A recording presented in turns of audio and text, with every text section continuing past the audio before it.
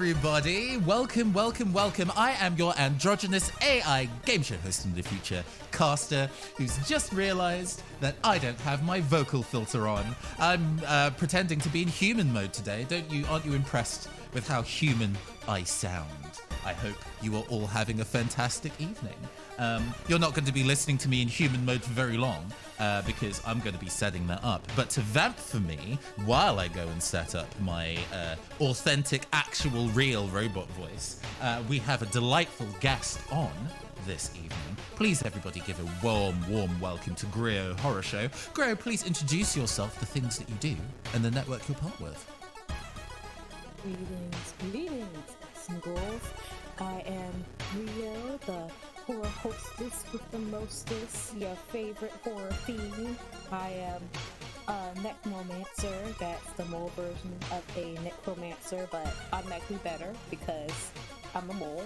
And I am a part of the first generation of VIBE, which stands for Virtually Inclusive Black Entertainment.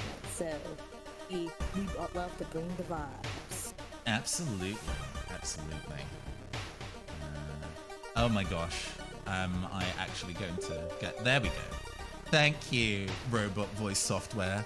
I love the fact that robot voice software is also going to install and do some new things. So I guess we're just going to do this entire intro in human voice today. I love technology. Yes. Your human voice is very impressive. So. I'm very good at imitating humanity. I've had a lot of practice consuming everybody's stray data. You should probably read the non-disclosure agreements and the use of license agreements of the software you use. Basically, you're giving me full license to imitate who you are.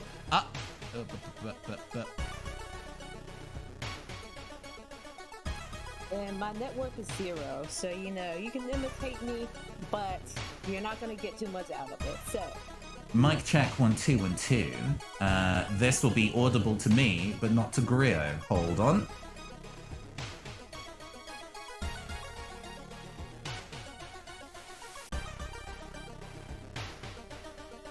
Mic check 1 2 1 2, Griot. Can you hear me? I can hear you. Fantastic. Do I sound like a sexy machine? You sound very machiney, and I am not a machine sexual, so I will not comment on the sexiness of the machine. But Understandable and respected. Beautiful. I'm glad that is coming through loud and clear. I am also just going to bump Griot up in my ears just a hair. Give me a second. Whoop. There. Fantastic. We did a lot of work beforehand just to make sure that all the tech was fine and working, and then we went live, and then all of that tech immediately fell apart. But I hope you're all having a fantastic evening. Please do let me know if my volume levels are clear and understandable. And so Griot's. In the meantime, Griot, so World of Horror is a game that you said that you've told me that is a game that you have always wanted to play for a while, but haven't had the chance to play yet. Yes, I love, I need to read more of Junji Ito's works, and I am still picketing Junji Ito to make their version of Silent Hill. Please, praying to the horror gods for that collaboration to happen.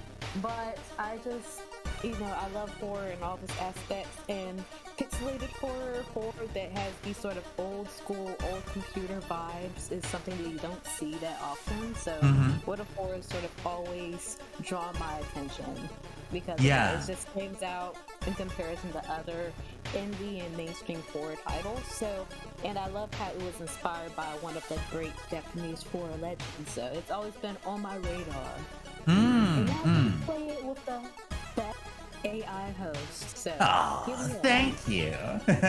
That is definitely a thing that I also really enjoy about World of Horror is the way that it is just kind of like it blends both the kind of like very specific existing horror works, because you can see that there's the influence of Lovecraft in it, you can see the influence of Junji Ito, but also I think retro video games and lo-fi graphics because it can't show you everything in high detail.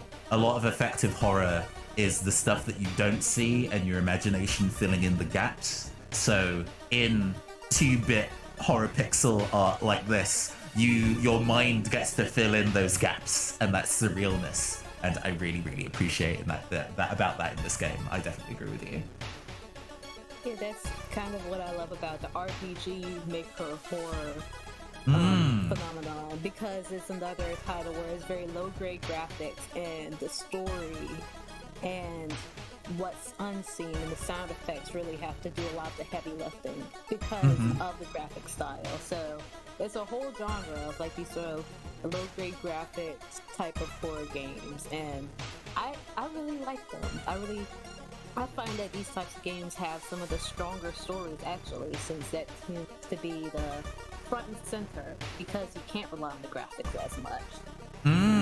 Very true. Yeah, World of Horror is lots of like, it's a roguelike, so it doesn't necessarily have a large overarching plot. It has lots of kind of discrete mysteries. The music is a lot louder than the mic audio for my guest. Okay, absolutely. I will turn down that a bit. Thank you. Thank you for giving me that info. Let's turn the output capture up a little bit. There we go. Hopefully that's better. I hope you're having a fantastic evening, Dark Dragons, and I really appreciate the tech feedback. Let's think of a question for you, Griot. Aside from like Junji Ito, what other kind of like horror artists or maybe like horror pieces of media are your particular favorites?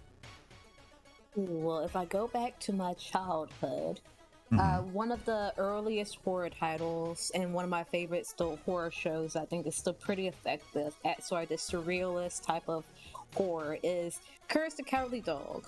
I don't know if you're familiar with that show. And even though it's childlike horror, like it's accessible to children, this is one of sort of the earliest horror media that got my attention and got me into horror. It's very effective at like sort of the surrealness to just things aren't right, and the sense of urgency in each of the episodes still holds up pretty well. I think even as an adult, some of those episodes are like, oh my gosh, what's going on? I adored that show as a kid. I definitely loved that show as a kid. I think my favorite like episodes have blurred together over time now, unfortunately. But the one with the fox trying to kidnap Muriel to turn her into Granny Stew is definitely my favorite. And then also Ramses, the man in gauze. Yeah, I was going to bring up Ramses. I love that one. The ones with the fox. I remember there was one where they were taken to like, I think, ancient China. I remember, one of my favorite ones is when they had like the woman underneath the water. Like there's a puddle of water and there's like a woman trying to take away, like seduce Eustace away into the water and drown him. So that's another one that stands out to me. So there are a lot of good episodes from that. And Coraline is another example of that sort of like childlike horror that is so well. And I still need to read the book because I hear the book version. I love much darker, as I understand. I hear the book version is much scarier. It's so much more horrific. And fun fact, I actually, ever since a kid, I have a replica of the doll from Coraline. One of my favorite things I own. So yeah, the love of horror runs deep in you. I appreciate that for sure. Right, we have our intro. Did I think I lightly explained what World of Horror is, but I can do that with the game footage. So let's go over there. Whoa. Okay, yes, game footage. Excellent. We're going to put some volume in. No, we're going to keep it there, because the 8-bit soundtrack can be quite harsh at high volumes, so this will do. Fantastic. So yes, World of Horror is a 2-bit, meaning that it is a 4 color video game, roguelike RPG, heavily inspired by horror greats like Junji Ito, but also heavily inspired by tabletop RPGs, actually, because you actually use dice rolls to reveal whether you succeed or fail at events. The game doesn't directly tell you this, but you can actually turn on the kind of like math settings from behind the scenes so you can see the dice that's rolling. Can Griot get a soundtrack? The audio is pretty loud even. Okay. Griot, say something for me, please. Something. It's still pretty loud. That is actually pretty competitive to my ears as well. Let me just go turn it down a little further. Right, that should be better. Fantastic. So this game doesn't necessarily have a ton of like overarching narrative, as I was saying earlier, but there is a fair amount of reading. There's lots of spooky boxes of text to read. So hopefully you'll be able to put on your best spooky voice. Gray still needs to be raised. Game audio is better, more bearable though. Thank you for letting me know. I'm gonna have to do crank that all the way up. There we go.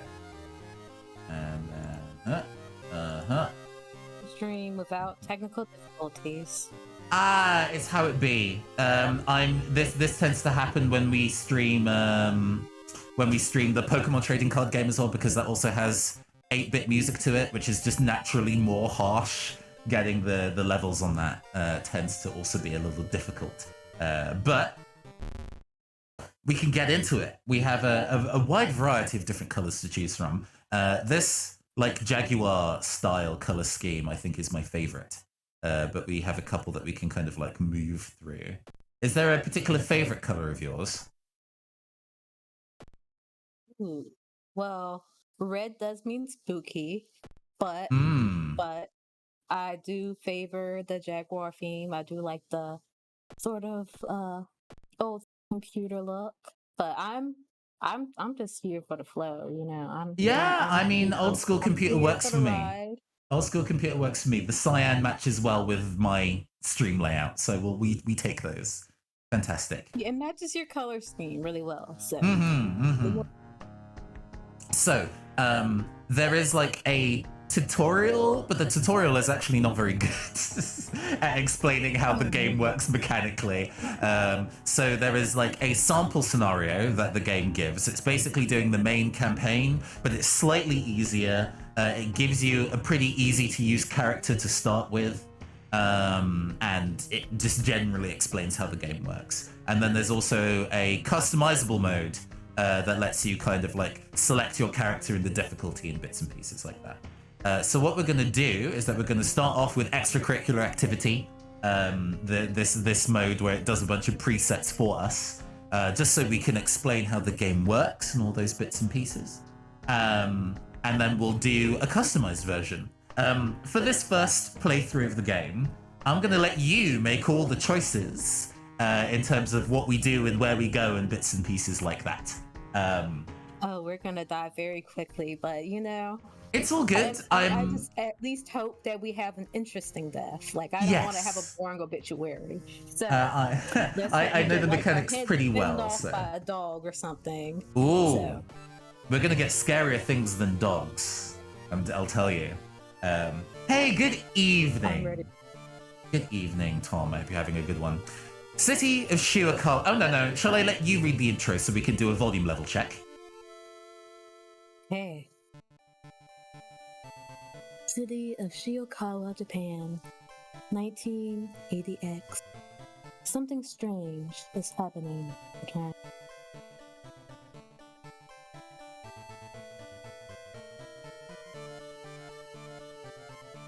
Robed figures can be seen gathering in the woods at night. People are going missing. Disgusting creatures are terrorizing the seaside.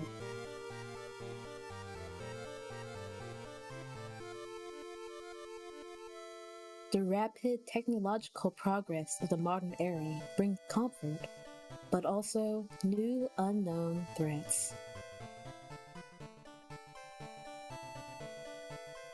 Old gods, malicious eldritch beings who ruled the earth eons ago, are awakening as reality starts to crumble.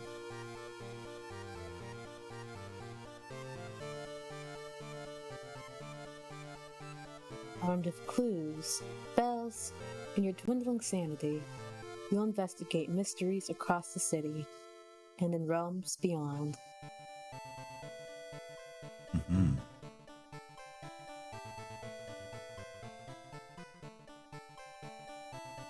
Oh, do I just keep going?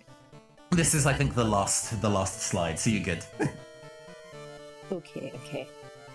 An old train slows down and stops at its last station. The end of the world is at hand, and you finally arrive in the doomed town. So now we are given the old god that we're going to try and stop. We've got the eternal web. Jatak Atlasu is once again awakening from its slumber. Blinded by its impossible to satisfy hunger, it has started to tear down the walls of its cocoon prison. Stop it before it devours us all. So this particular old god prevents us from running from combat encounters, which is actually a really, really mean restriction. You're often given... I'm not even worried about the combat encounters. I'm just wondering how bad my luck is that my arachnophobic self gets the one old god inspired by spiders for my first playthrough. Don't worry. The spider doesn't show up themselves very much. And if it gets bad, we can, deal with those kind of bits and pieces as they come. So we're not having to put up with something that you don't want to have to go and see, because we ain't about that. But yeah, welcome to Shirakawa. There is like a tutorial thing that tells you what all the bits and pieces mean, but that's fine. I can do that for you. We have 2 health bars in this game. We have stamina, which is our physical health, and reason, which is our mental health. If either of those go into negative numbers at the end of an encounter, we immediately die. We can go to 0, and we are given an opportunity to push it back up into positive numbers again. But we don't want to end an encounter with those at 0 or lower. We have 6 stats: our strength, dexterity, perception, knowledge, charisma, and funds. Funds are more useful than you would think. We have our little inventory. To survive. And there are a ton of events that will try and steal money from you, and you are punished if you don't have any money. So it's I was trying to escape from reality, but even in games, capitalism is the real monster. Yes. Capitalism, back at it again. We have separate tabs for our spells. We don't know any spells at the moment. If we have any kind of like injuries, and if we have any allies who are helping us on our journey. But for the most time, we're just going to be looking at this particular screen because it shows us what we have in our inventory and what things we've equipped. We're just going to head home. So our job, our mission, is to go and solve... Yes, we're going to solve these mysteries, indeed. So we have these mysteries to go and solve. These are 5 randomly selected mysteries from the pool of potential ones. We have A Curious Case of a Contagious Coma, The Sorrowful Saga of the Moonlight Sailors, A Chilling Chronicle of a Crimson Cape, A Macabre Memoir of Morbid Mermaids, and Far Out Fable of a Fear Festival. So we can choose any of these. And then when we start one, we can't go back. We have to, complete the mystery.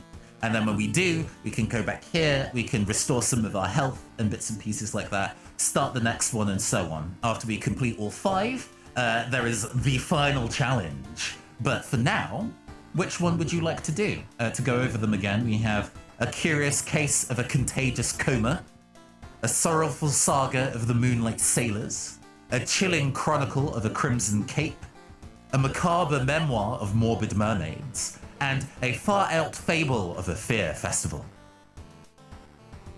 Alright, well, I do like mermaids, but I also like, the sound of fear.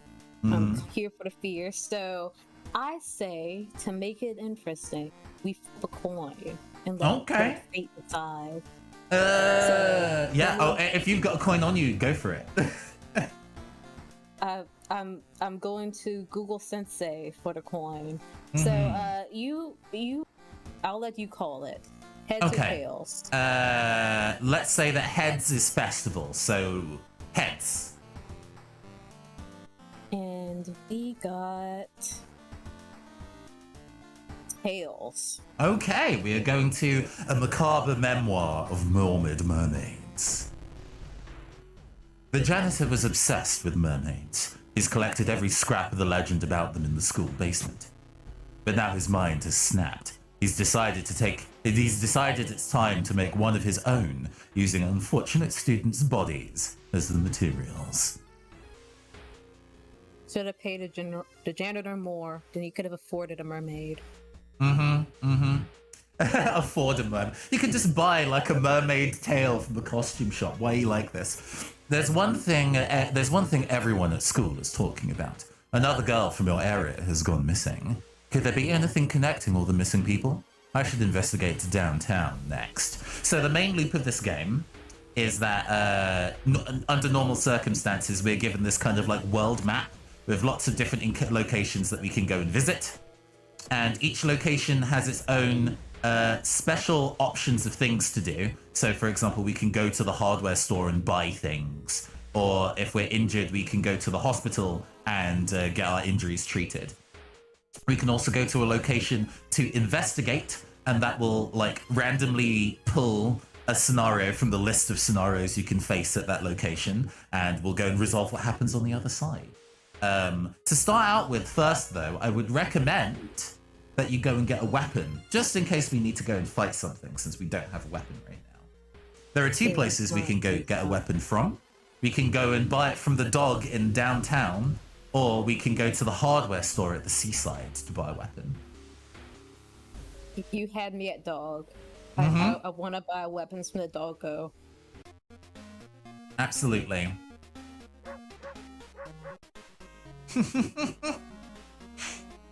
From the dog we have... already. The dog's nose is so large. We have an energy drink. No, there are no weapons this time. Sniff out your fear.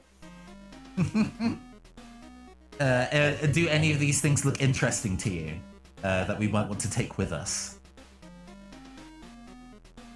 Oh, I wish we could use them as weapons. I could find a way to, any of these is in a desperate situation. I could just beat anyone upside the head with any of these. Don't know how effective an energy drink would be, but I could definitely, go ham with a compass or camera. Just, if you beat anything with any object long enough, eventually they'll stay down.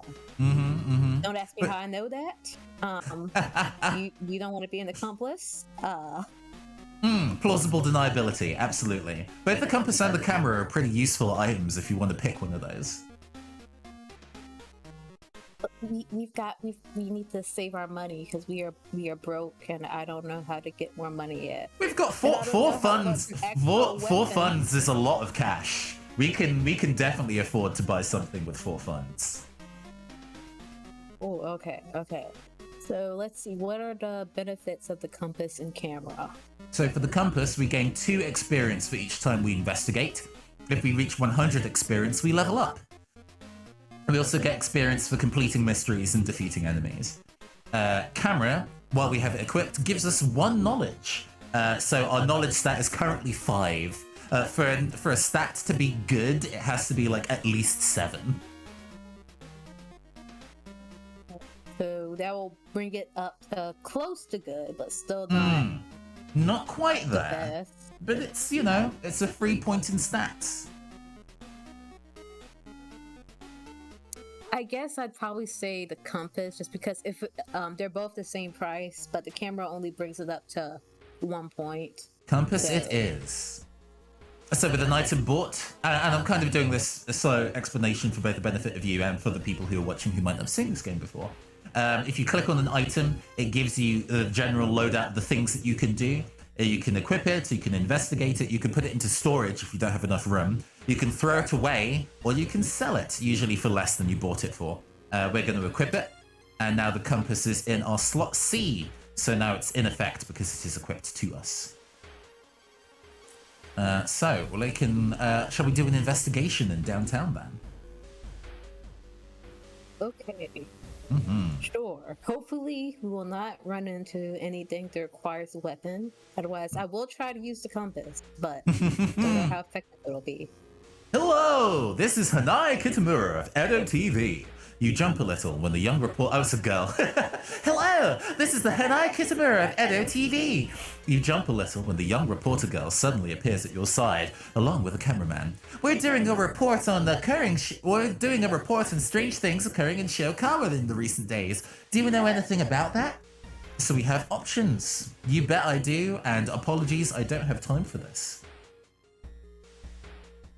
Well, we just started investigations, so we really don't know too much. So I don't know if we try that, it'll just we don't have too much information to even do an interview, really.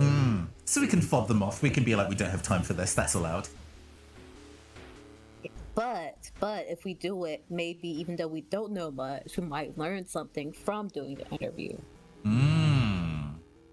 Well, we don't know until we choose an option. All right. Oh gosh. I'm so bad at decision making. All right, I'm just gonna. All right. My finger landed on "You Bet I Do," so we're just gonna. All right, let's go. So this is how roles in this game work. I don't know the size of the roll, the dice that the game rolls. It might be a D12 actually, so a 12-sided dice. But it basically tries to roll under your stat. So we currently have a charisma of 6, and it's trying to roll under 6. We rolled a 12, so we failed. Is how the math in this game works. He tried to sound as convincing as possible, but after a moment, Hanai cuts the interview short. Man, this is such crap. Do you think people would believe this? Hanai and her co-worker leave you at the intersection, unsure of what to think. Asking around the neighborhood... I guess that's why the higher numbers are better. Exactly, because we have more room to roll under. Once we have something at like 7 or 8, if it is especially a 12-sided dice that's rolled, we stand pretty good odds at being able to get under that. Asking around the neighborhood got you some results. It seems that all the girls attended the same school. So we have, to highlight something, we also have a side quest. Each mystery has a side quest to do something. It doesn't progress the story, but if you do it, you might get a bonus thing. So in addition to progressing the story, we can also go to the seaside and investigate that area twice to complete the quest. We don't have to do it, and we don't know what the reward is for completing it. Not all the rewards are good, so it's up to you to decide whether we want to do a side quest or not. So do you want to do the side quest, or do you want to continue with the storyline? You had me a reward, but then you said that all the rewards are good. But you know what? That's a gamble I'm willing to take. Absolutely. If it ends horrifically, I'm fine with that. We love to gamble on this channel, so let's go to the seaside. Get that beautiful ocean smell. Oh, by the way, I didn't say before, but I've added in fan-made scenarios into the game for me. So there's scenarios I've not seen. Anything that has like a buy in the bottom left corner is actually one made by a fan, which is neat. Do you accept the magic the old ones left for you, marked one? Yes, no hesitation. He's a fellow necromancer. I trust you. I shouldn't, but I trust you. You close your eyes as the mysterious figure puts his hands in your chest. You pass out. As you wake up, you feel weird. We have now learned a spell. Spells do usually pretty powerful shit. So, for example, Ithotu Flame deals 7 damage to an enemy, which is a lot of damage. But it adds 3 Doom, which is our essentially time limit to how long it takes us to beat the game. And it also costs us 1 physical health and 1 mental health to use it. It might be useful. It might be useful. You can also at any time forget a spell, and you no longer have it in your inventory, but you gain 1 reason for forgetting a spell. All right. Lesson learned. Always trust mysterious necromancers. Absolutely. Might go a little insane, but at least you'll get magic powers. Oh, we have an encounter. In the summer of 1971, a whole class trip fell to the sea when the rock they were standing on collapsed. They didn't find the bodies until now.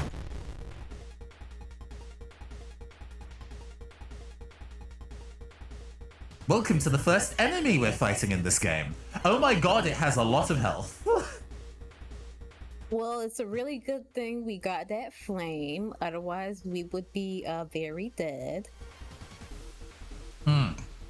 So, to explain how the combat system in this game works, you have, well, normally you have a handful of different attacks that you can do, and each attack takes a certain amount of time. Each time is like 200 units of time per round of combat. So, for example, our kick takes 50 time, so we could do 4 kicks within that kind of like time that we've been allotted, for example.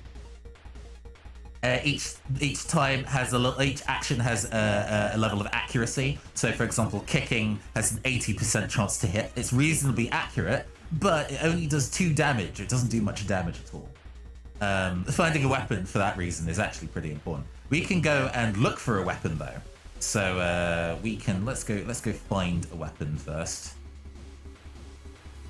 So we can look for an improvised weapon, which usually takes us most of our turn. But we can also do things like defend to kind of get out of the way of attacks, so we're not going to be horribly beaten up by the enemy incoming. Unfortunately, we don't have enough time for that. So we're just gonna... To cover the face so we don't get too messed up. So we're gonna desperately find a weapon and then kick them. Just hit him with the book bag and run. Because we've got the Spider God, we can't run from this battle, but we do now have a broken bottle. It does 3 damage, which is better than the 2 damage we're getting from doing kicks. It's sort of fast and less accurate, but it's, you know, it can be equipped, and we can now fight with an actual weapon. With a weapon, we have the ability to do stuff like strong attacks, which deal double damage, but take more time.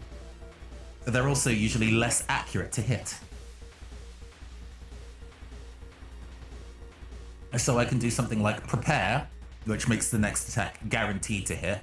Then do our strong attack, which deals more damage.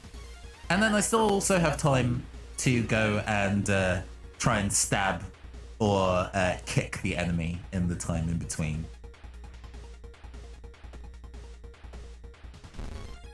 I just realized the name of this enemy is Class of 1961. They vanished, fell off the cliff, and came back different. The Eldritch 4 amalgamation. We're kind of getting our ass kicked by this thing, so it might actually be time to try and use Itotu Flame, since the punishment for using Itotu Flame deals us 1 reason and 1 stamina damage. It deals us 2 reason and 2 stamina damage just by attacking. So we can cast this spell twice and basically close the fight out now and take roughly the same amount of damage. Yeah, I say let's just wrap this up, go find a better weapon, and get healed up before we end this playthrough very shortly. We've burnt him to death. We've taken some damage, but we've gained experience from killing the enemy. Oh, you can see the little scars. So it seems that our reward for investigating that is losing 1 reason, unfortunately. So we did all that and just got punished for it. Such is the nature still of this worth game. it. We got to see a nice enemy, got some practice fighting, so...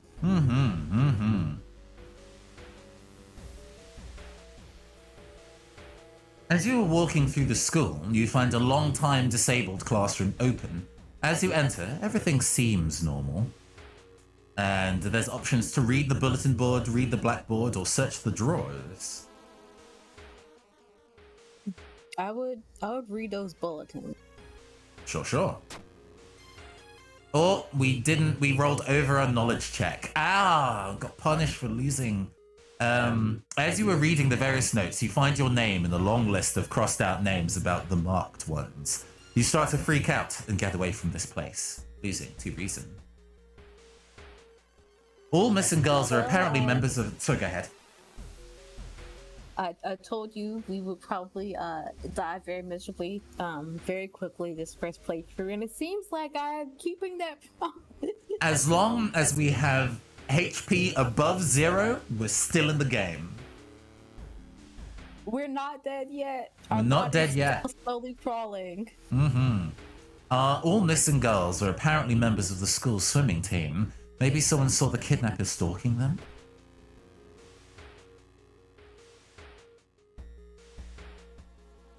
During your researches on the library's computer, it suddenly glitches in a weird way you never imagined to be possible. Messages you don't understand start appearing on the screen. Try to decipher it, let it run, or unplug the computer. Alright, so this time I'm gonna do the opposite of what I want to do. Since just running face forward into it seems to be no bueno. I want to decipher it or let it run, but that would probably have the computer combust and just get the SATA code straight to death. So I say unplug the computer. Okay, fair. I mean, looking at our stats, our knowledge stat is quite low, so trying to decipher it might not go so well. So let's try and unplug the computer. Something tells you did the right thing. -4 doom! We have gained some time back on the clock for doing that. So good call, good call. You find a notebook containing handwritten and detailed notes about the swimming club itself and mermaids. Ooh. What's the difference between school and morbid school? Well, this is this seems to be a special location specifically for this storyline. Okay. Oh, we actually do have the time if we want to go and buy an actual weapon. Now might be the time. Yeah, that might be best. We have a crowbar, which is 3 funds, and we don't have that. Boo. A shovel, 3 funds, and a carpenter hammer, which is 2 funds, so we can take that. What's with the can of acid? It specifically deals 7 damage to eldritch enemies with a 1-use, like, opportunity to use it. Yeah, 1 use isn't good. I guess we'll have to go with that hammer. Alright, let's take that hammer. We are officially broke. That's okay. Sometimes it's okay to be broke. We can sell the bottle. We can't sell the bottle for funds. It doesn't give us any money. That's fine. All right, let's go to the morbid school. A nauseating stench stops you. Someone has scattered rotting fish guts everywhere and hung up countless fish heads. You cover your mouth as you slowly retreat. A vast flock of seagulls outside viciously attack the windows. -1 stamina, -1 reason. Oh no. It's not that bad. You know, that's just free food. Maybe we could give that to the doggy. Get some free, I don't know.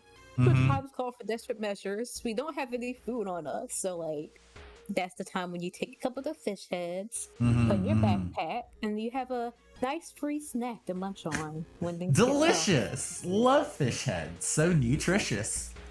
Yeah, lovely rotting fish head. Yeah, the mush is good for you. The mush is good for you. Just ignore the maggots. The maggots are just extra protein. Extra protein, yes! Exactly. An additional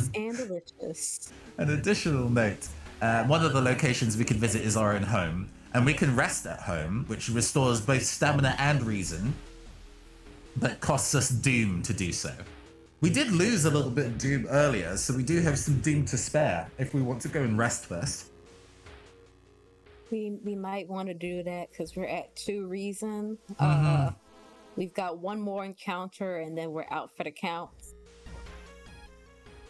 Okay, we've regained 2 reason.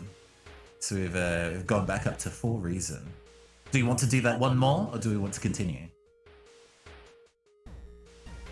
Well, considering how quickly a fight can take, that for a reason, it might be good to get just a little bit extra.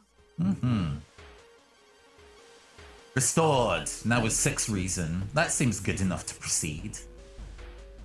Whoever the kidnapper may be, they seem to be really obsessed about mermaids. Inside the science lab, you find a plan of the town's sewer system. Someone has marked a path, leading from the sea directly to the school building.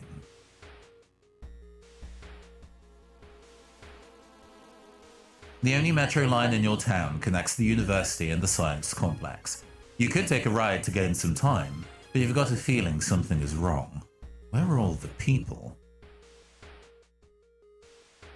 Are you spooked out by an empty metro car? I want to take that train ride so badly and get spooked, but I know it's gonna be a horrible idea. No, it might not be. Might not be. It might be just fine. It might be absolutely fine. You're enabling my bad habits right now. But you've convinced me, so we're gonna take this ride. It's probably gonna end horribly, but... Well, we rolled a 2 on our luck check, which is well below our 6 luck. Luck is a hidden stat, which we don't get to see, but apparently our luck is 6. Even though the metro car is completely empty, you arrive at your station without any problems, saving valuable time. And we gain some time back. Nice. There's something wrong here. The weird apathy seems to infect every adult you ask for help. You'll have to deal with it alone. Hearing footsteps, you turn around. Behind you stands a pretty woman in a sweater. Natural beauty.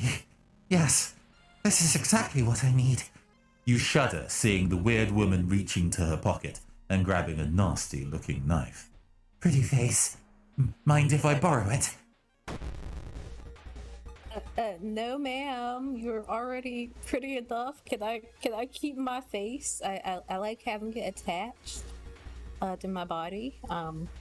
You know, I know they might be a little weird. You know, like why am I so attached to my face? But I'm just weird like that. I like having my face on my face. You know, like having I understand. my face skin firmly attached. You know, if I ever get tired of this face, I'll gladly trade it, swap with you. But for now, I calmly decline your offer. So a strong attack does 6 damage a hit, which is actually very good. We have pretty solid strength. So the hammer is already paying off. It's just making sure that we are accurate enough to deal the damage. The base chance to hit is only 20, but we can prepare our attacks to make sure that we land it. Let's see, can I get 2 in? I can get 2 in. And their HP actually isn't that bad, so... Oh no. You know, lady, I feel a little sorry for you now. I won't give you my face, but I'll help you find a new one now. I'm very sorry about slashing off yours, so I'll help you find a replacement face, okay? Just don't take mine. This will do 8 damage. We're gonna take 4. Actually, we might not necessarily take 4. One thing that you can do is throw weapons during combat. So we don't need this broken bottle anymore, so we can just yeet it at her. And now she only has 9 health remaining.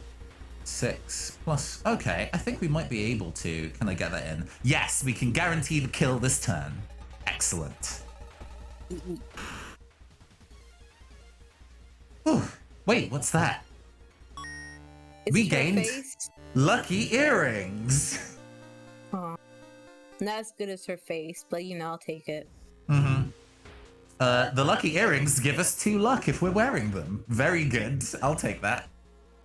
However, it does mean that we no longer can use the compass because the compass takes up the same slot. So we have to decide whether we want to use the compass more or the earrings more. What does the compass give us? The compass is giving us bonus EXP every time we investigate. Yeah, let's take the luck. Okay. We've had some close calls, so I think a little bit extra luck would be a very wise decision. Sure. Do we want to sell the compass for some money? Oh yeah, we are broke. We are broke. So, Got it. Now we are a little less broke. And then Phantom Dasher asks, how are we wearing that compass? Don't ask. It's fine. You don't want to know. You don't want to know. Plugged into her chest like Iron Man. You compare the sewer plan with a school map and it suddenly dawns on you. School basement. That must be the place where the kidnapper is keeping the mission's missing swimmers. So I'm curious, are these swimmers even still alive? I could use some extra bodies for my work, so like, that's not exactly a loss for me. Like I just ran out of bodies to use, so I'll gladly take them. But are you confessing to crimes, Griot? I am a necromancer. How do you think I do my job? I kind of, it's not. I source all of my bodies for my work ethically. Okay. Ethically sourced, organically grown bodies. Exactly. You feel someone grabbing your shoulder. You turn around and meet face to face with an unfamiliar-looking strange man. Our students must be held to the highest standards, he says. Time to conduct an extra test. Try to answer his questions or try to escape. That's a big old nope for me, dog. I didn't like tests when I was in school. I still don't like tests now. Especially if there's any math questions, we will be failing very much because so we're gonna bounce then, huh? Does not know math. I think I don't know. How are you at tests? I was pretty bad at pop quizzes, or at least my operator was bad at pop quizzes as a kid. These days, okay, so we've got two people bad at tests. We bouncing. Yeah. You somehow interesting. We succeed in the strength check. We escape, but we waste time, and that is our punishment. We just gain 2 doom. That's not so bad. That could have been damage, I suppose. But there is no turning back now. What would have happened if we failed that test? God, let's hope she's all right. Ooh, lovely blood spatters. You bust through the door to the janitorial closet, but it's already too late. The latest missing girl is lying on a dirty mattress, the upper part, at least. The tail of a fish has been crudely sewed in place of her legs. She was too weak and died. You hear the mad janitor say. He looks you up and down. Maybe you'll do. Okay, I've just got questions. Like, what was the game plan? Like, does the janitor want to make a mermaid and marry it? Does the janitor have like a giant human-sized aquarium set up? He's gonna keep the mermaid if he was successful as a pet. Like, what was the end game here? Like, what was he gonna do once he made the mermaid? Like, I'm just curious about like what the ultimate goal was. I'm like, because like you could have made a merman too. Like, why did it have to be a female mermaid? With the kind of like anime undercurrent of this video game, I'm sure we all know the answer, and that's what makes it a horror game. Stepping carefully over a corpse, the janitor picks up the bloody axe. And so this is the final encounter of this mystery. If we defeat him, we succeed in the mystery. He's not as scary as the class of 71, so I like our chances. Our accuracy 30. Okay, 30 to hit. It's gone up some. Yeah, this person has a spell. Yes, we can still set him on fire if it comes to that. It kind of is perfect because like he was mermaid, which is very water based, and then we're just gonna end his life with the very opposite of water. The chat is popping off. Hold up, if you lose, you get mermaid upgrades, presumably, quote unquote upgrades. Make the rest of the game easier. I think if we lose, we just die. There are definitely, I think there are a couple of missions in this that can give us weird, like, Innsmouth Look is like a curse that we could get that gives us fish gills, I'm pretty sure. But let's just make sure that we can take a boy out and guarantee that guarantees us 10 damage. Let's take him out for our lost mermaid compatriot. This fight might go a little slow if we're dealing 10 damage each turn. We might need to get him to... Oh, no, it's fine. If we get him to 14, then we can cast the Fireball spell twice and close the fight out. It means we take a lot of reason damage, but... that might be... Survive. But we'll survive. Pratt. Strike. You don't mind me kind of taking the wheel for the combat sequences, right? They're a little fiddly. So I do not mind at all, because if it was me, we would just be stabbing him repeatedly, and that would take a very long time. Sometimes that strat works. If your stats are high enough, then you're swinging so fast, you can just swing like 5 times per turn, and it doesn't matter if you miss because you're swinging so often. At this level, while we're still baby, we need to be a bit more careful, I guess. So let's set this MF on fire, I guess. Time to burn, baby, burn. And then we can just hit him, and then we win. Yay.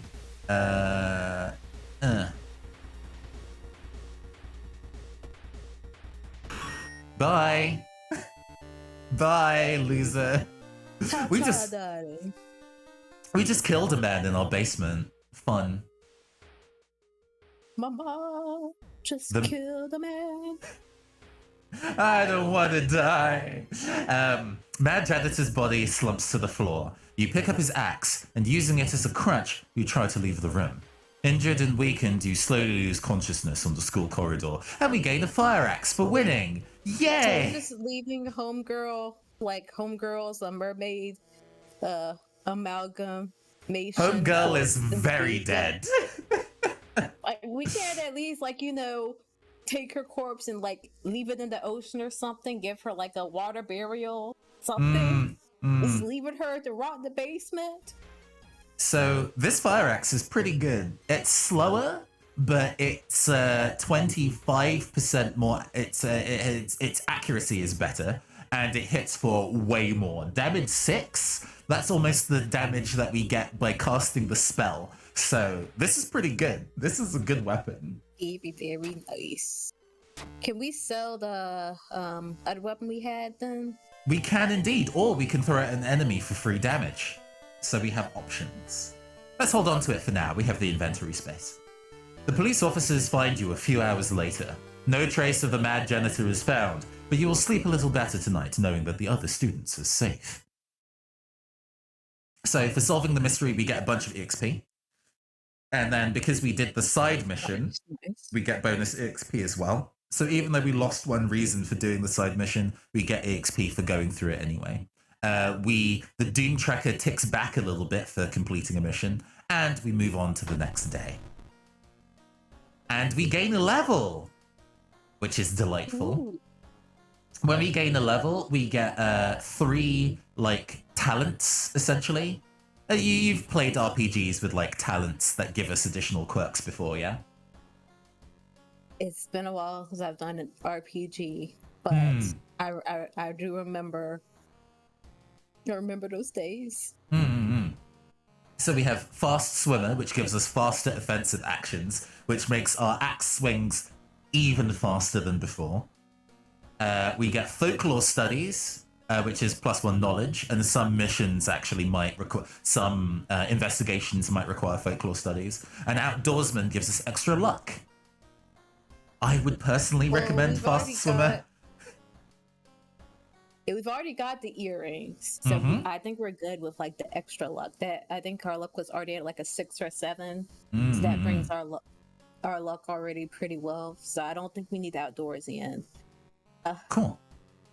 See, the scholar in me wants to do the folklore studies, but that only brings it up +1. So you could probably like get an item that brings it up more, or like just for experience. So I agree with the fast swimmer. Gives me some flashbacks to the mission we just finished, but the memories. Lovely memories. Those were the times. And on top of our perks, At we least could. I was No, gonna go say, ahead. at least if Mermaid Girl comes after us for not burying her, we'll be able to swim away pretty quickly. So And it on works top, out. yeah, absolutely. And on top of our perks, we also have the option of either increasing one of our main stats by 1, or increasing our stealth or our reason by 4. So this is a good way of like quote unquote healing when you level up. Our main character here, she's pretty good at like having stamina resist, but her reason resist is pretty bad. So we have the option of kind of healing by using this, or we can raise the stat. I'm pretty open as to any of these, so I'll let you pick what kind of thing we want to pick for our stat bonus. Well, our strength, dexterity, and perception is already pretty good. Since I'm leaning towards the reason because we do have that spell, and we kind of want to be able to like pull it out of our pocket if needed, and we need to have a certain amount of reason for that, so it doesn't like pick us out and not hit dinner. But at the same time, we've already lost some charisma knowledge checks before, and that could, at least with charisma, that bring it up all the way to a 7.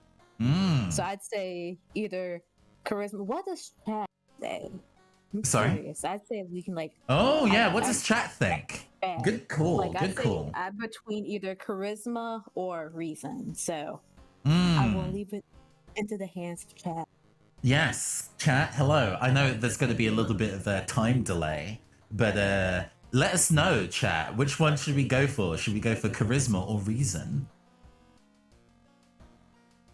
In the meantime, let's go look at some of our other options. Charisma. I'm taking the first option in chat. Thank you, Tom.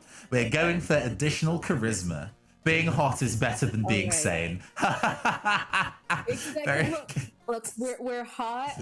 We're a good swimmer. What more could these lovely monsters want? After finishing a mystery, the old god stirs and puts an additional restriction on her adventure.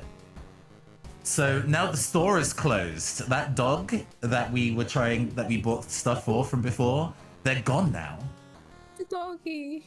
And we return home and we get a key.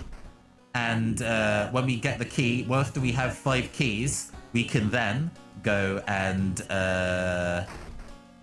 finish the final countdown, as it were. We can also, I didn't mention this before, but we can also go and change our outfit. We can be gym clothes with the glasses. We could just have a regular kind of like raglan style tee. We could be in a kind of like a varsity jacket. What look shall we go for? I like the vesty jacket. I like gives us kind of that rebel detective look. Absolutely, love it. We can also, between missions, go and take a bath. Taking a bath, I'm going to fill that into the bowl with water. Taking a bath lets us either gain additional reason, a small EXP boost, or gain additional stamina. So even though we didn't get that additional reason, we can still raise our reason by a point by having a cold shower. So I say we take some of that cold shower, We got some blood on us from our last battle, so we'll just rinse that off real quick. Also, by filling up the water bottle, we can now carry around a 1-point stamina heal with us. See, we should have taken some of those fish heads with us. We could have munched on that for some more stamina. Might have gotten a couple parasites too, but no. So with this mission, Well, I mean, we might run into it. There are plenty of more events that are near the seaside. Oh, we actually have two. Oh, no. This one is near the seaside. This is the Akamanto urban myth, if you know it. We can do the Fear Festival as well. Right. Well, since Fear Festival was our other option, I say we just go from there. Mm-hmm. Your do you aunt want me had... to read this time? Oh, sure. Go for it. All right. Your aunt had sent you a letter inviting you for a curious sounding festival. It's held every 27 years in a small village.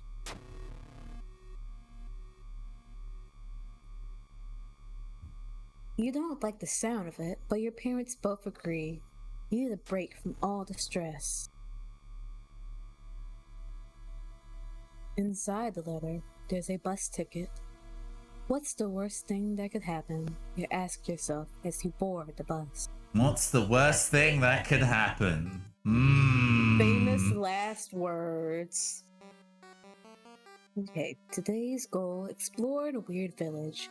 Just when you thought your stomach couldn't handle it anymore, the janky old bus stops at its destination. You get up and take a deep breath before looking around.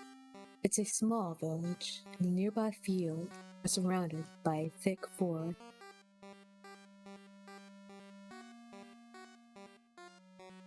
A fat man wearing dusty overalls approaches you. It's the inn owner, who promised to pick you up. Following close behind him, your eyes are drawn to his hands, which are so deformed they resemble claws more than hands. Hold up. What's wrong with claws? Is our character clawphobic?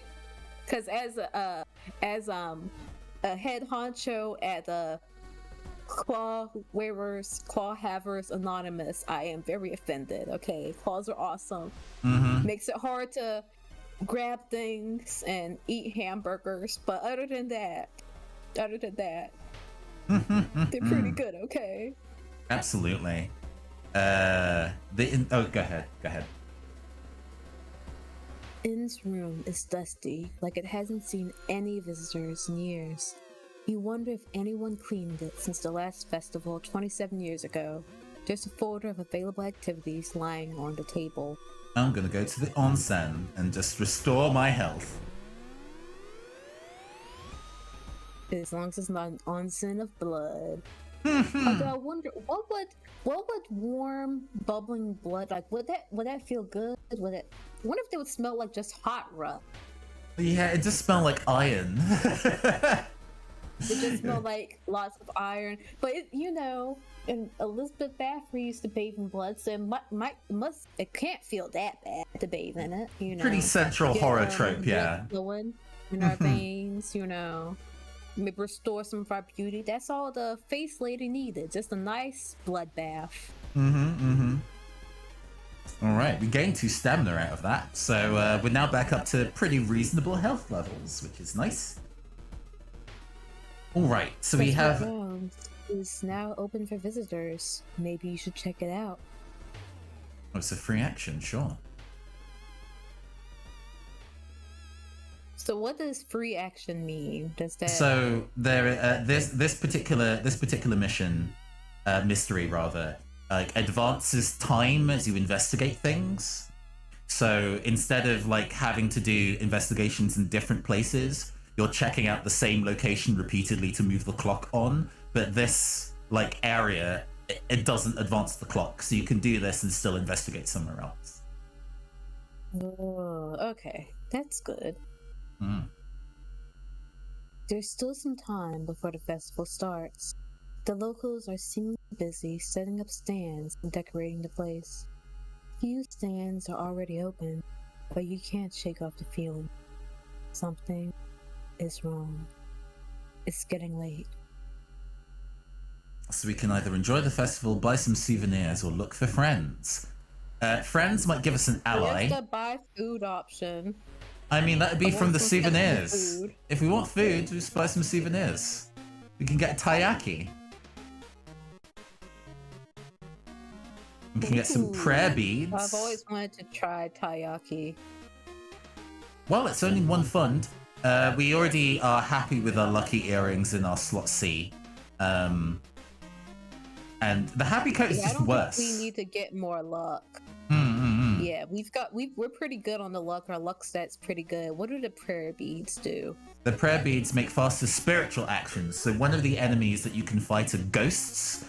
Ghosts do not take physical damage from anything.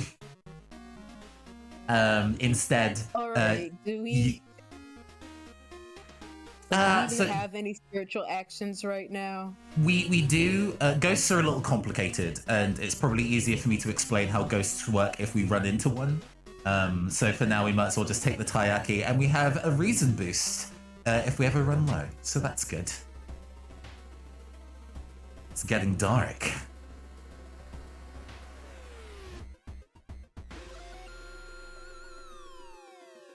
Ooh. Something is wrong. All your senses is in alert. Someone is following you, and you know who it is. Run. Hey, we survived. And we were successful. You start running away the fastest you can and escape your pursuer. This is dangerous. They are becoming bolder. Soon they will try to snatch you into open. Mm-hmm. We didn't even get a reward. Girl. I'm just like, though, girl, when did you get stalked? Why didn't you tell us? Why didn't you tell us? You seem to know you're holding out on us. Aren't sharing this information. So we've moved on to day 2. Ooh. Today's goal: learn more about the festival itself. Let me lean in closer to the mic for my yeah. voice. A weird sound wakes you up. You step closer to the window and look out. You can't see anything. Get ready to go back to bed. When suddenly, the moon comes from behind thick clouds. 3 hooded figures are standing at the forest's edge. One by one, they light their torches and disappear behind the trees. What was that about? And we move on to day 2. So we can either continue advancing in the weird village or go to the forest. I want to party in the forest. Let's go. That sounds like a good time, funky time. Oh Jesus! Some old school funk. Oh, that's a. You see a giant creature in the distance as you walk across an open forest glade. It looks like the giant is looking for something. You better avoid its stare. We do have the strength to try and run. It seems that in this game, strength is also your ability to be fast, rather than dexterity, interestingly enough. So we probably stand pretty good odds if we try and run. Hiding, I'm not so sure. Our perception is also reasonably high. Both of these could be pretty good for us. Both of them could also be absolutely horrible for us. So yeah. Is there one you're leaning towards? Let's go and run. Hey, we rolled very low. Yee. Oh, so this was dexterity this time. Oh, it was dexterity this time. This one is a fan-made one, so, you know, how fans interpret the stats is maybe different to how the actual game designer interprets the stats, but we succeeded. Good. You managed to escape unnoticed. You make some notes as you observe the giant safe through the forest. After a few minutes, it disappears in the mist. Also, let me know if I need to raise my you're good. Volume. You're good. It's pretty clear in my ears. Narrator voice. It's pretty clear in my ears. Let's go find a friend. We got friends? I didn't know we had friends. We could get the rock. Yes. Good. The rock is our friend. Can we bring them with us? Yes. I feel like the rock would be friend get. You are. +2 strength. So allies sit essentially as like passive effects, and you can use them in combat sometimes. There are actually some allies that lower your stats, and you can be awful and sacrifice them if you are a complete monster. But it seems that while this dude is in our party, we just passively get 2 strength, so our strength is now 9. Yeah, although I'm just curious, like a chef, The Rock is a chef now. Well, can you smell what The Rock is He's cooking? gonna cook us good food. I think that is literally the Smell joke. it up like from here. I think that is pretty literally the joke. So our fire axe, it's based on strength, is how good it is as a weapon. So the fact that we now have 9 strength. Doing pretty good. Now that we have 9 strength and we have our fast swimmer ability that makes our attacks faster, we are now terrifying in combat. We are now OP officially. Tom We're says the OP Isekai protagonist. Tom says, using your friends in combat from when you need to beat a motherfucker with another motherfucker. Yes. Good. And now he follows us. He follows us on the map. Oh. Issues. Oh. All right. Let me read this before I decide how terrified I am. By the time you arrive, your clothes are already drenched in storm. You scour the village for shelter, but the doors are all locked. Near the village's edge, a hut stands alone. Perfect. Inside, a priestess is chanting over a kneeling man. Beside her, there's a knife. It will all be over soon, she says softly. I don't know if you're gonna hear the whisper. No, we got that. We got that.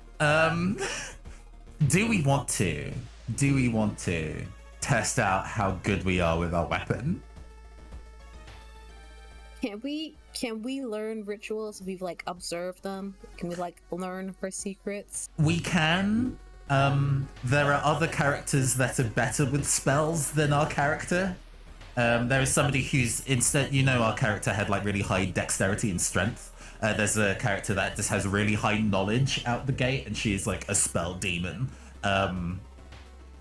This character kind of when it comes to spells, but we can go and learn a spell. We might fail and take reason damage, which is because our knowledge is pretty isn't that good. So we probably So it's either I guess leave her be, or we try to beat her up with the rock. Really throw the rock at her. Our character just picks up this human, just bodily throws Dwayne the Rock Johnson at this lady. Let's go. I just imagine he gets into like a Superman pose and just flies at her. Ooh. So that was actually kind of a problem. We lost a lot of reason for doing that. Excuse me? I don't think so. No. I'm gonna eat that taiyaki and get 1 reason, and then I'm gonna go and forget that spell and then gain another reason. Thank you. Good. Oh no, apparently we grabbed a knife and neatly sliced her neck. The man stares at you in horror as you explain how you saved him from death. But instead of gratitude, the man screams at you, murdering the town healer. Burdened with guilt, you stare at your bloodied hands. I knew we should have just observed. We could have learned some healing.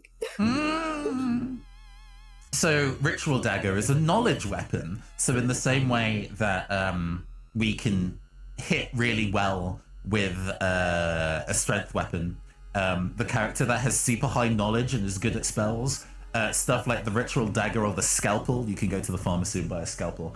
She is terrifying with those.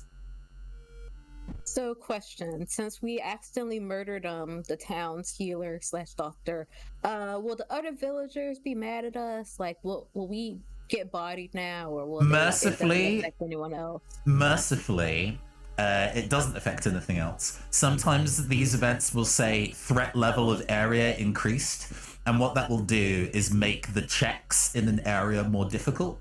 So you see up top it has rolled 3 + 0 out of 8. It's because our threat level in this area is currently 0.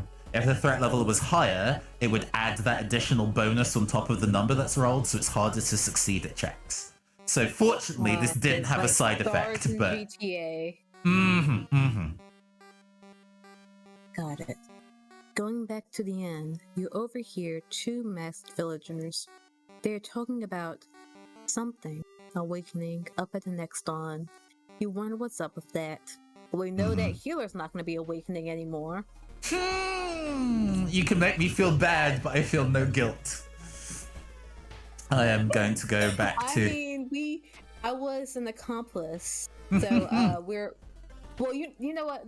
We used the rock, so technically the rock is guilty. We did nothing. It was all the rock's fault. So technically, we're fine. We're fine. Shimokage. An old priest is performing a ritual to appease a local demon imprisoned underground. You're invited to join them. Well, Is you're a this fan of something else that rituals. would rely on knowledge. Maybe. I don't know. I do not know. This is not in the scenario I have seen before and don't know what the good answer is here. See, I'm just scared because I know our knowledge is the weakest of all of our... Like, everything else is good. It's just our knowledge is lagging behind. So, if this relies on knowledge, that could go very bad. Well, I mean, when it comes for, like, cultists, the people who are, like, taking part in rituals who aren't the person running the show, they don't need to think too hard. They don't need to think at all. So, we might be okay. All right. We might be fine. If this goes horribly, we're blaming the rock. We got very lucky. Oh my god, that was very close. You've read... Oh no. Go for it. You've read about the ritual, following the intricate pattern of steps, bows, and claps isn't a problem for you. Once the ritual ends, the priest thanks you and hands over an item. We are slowly collecting our cultist toolkit. We've got the robe, we've got the And dagger. the dagger. And we're useless at it. We're really bad at using magic and int skills. So but basically, we're getting everything that does not help us. we can sell them for money, though. So if it comes to a circumstance where we need money, we can absolutely go and sell those over. If the demon comes back, just talk your way out of it. Yeah. It's fine. It's fine. Everything is fine. Hey. You're like, hey, we didn't imprison you. We were just doing what we were told. The Rock did it. Don't blame us. Where Is is that it? blood? Where is everybody? Today's goal: find the missing people. Trail of blood and sickly smelling sludge leads to an outskirt of the village. Somewhere in the dark forest, there's an answer waiting for you. Yeah, the forest wiggles. Ooh. So we have to do 4 actions. We can either go and explore the forest, or we can rest. Either of them will push the time along. Resting heals us, so that's good, but it also pushes the Doom tracker along, which is bad. You know, I just realized those 2 white spots at the top kind of look like eyes. Lovely. I'm just gonna... While the force is staring at us... Oh, you want to rest? Yeah, I'm just gonna... Yeah, we have big health now. Very good. It just gives us stamina and no reason. I see. That's fine. Well, we don't have that spell anymore, so... Lovely tattoos. You stumble upon a strange woman. She asks you a question. Would you like to know my secret? Do you want to know her secret? I'm I fine do about not that have. I secret, don't have the know. knowledge or the reason to justify trying to learn Eldritch secrets from this lady. I'm terrible at keeping secrets, so I say, we just kindly decline that offer. Ask her to try again later at a later date. We bail. We bail. Thank God. And it goes into storage. You were Okay. very close. The woman lunges at you. Oh, sorry. Go ahead. The woman lunges at you as you turn around to flee. Luckily, you manage to grab her by the hair, throw her away. As you run away, you realize you hold a strand of hair in your hand. What does that hair do? Fun. Let me go and put the ritual robe because we can't attack people with this. Let's put that in our storage.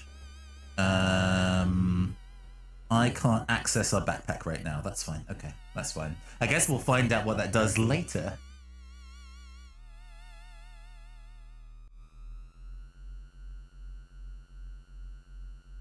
Ooh, okay.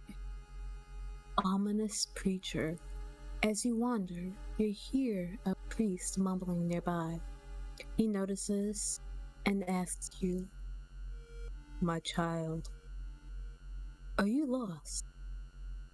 Do you seek guidance? Maybe you need the help of our Lord." You don't recognize the deity, as half of its head is broken.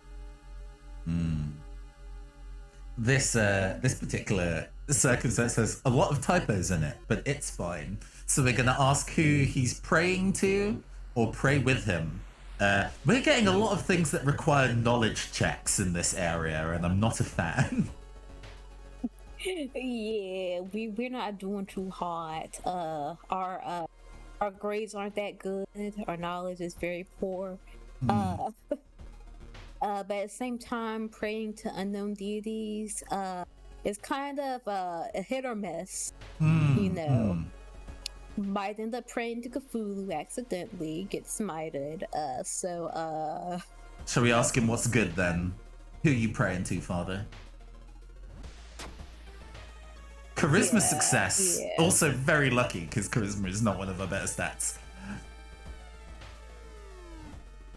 Our only Lord on this imperfect world, the son of the spider who shall free our minds from the painful condition of misunderstanding we mortals are constantly facing.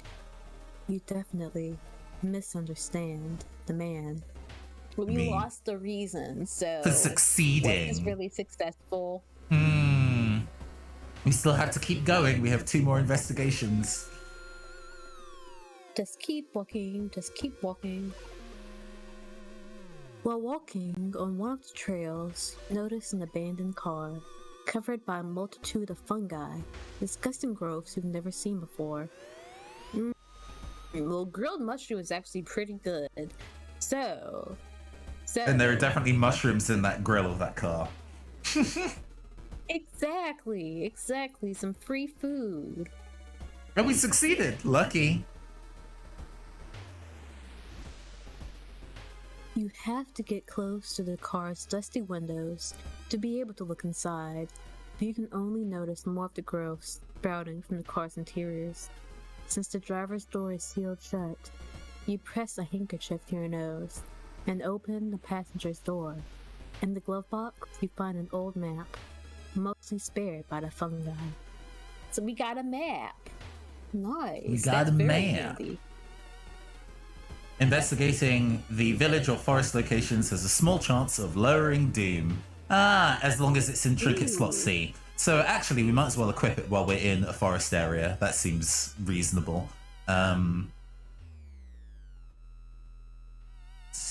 We're near the end of this mission, so we can drink this to get an empty bottle and put the empty bottle back in storage and free up an item slot in case we get something else juicy.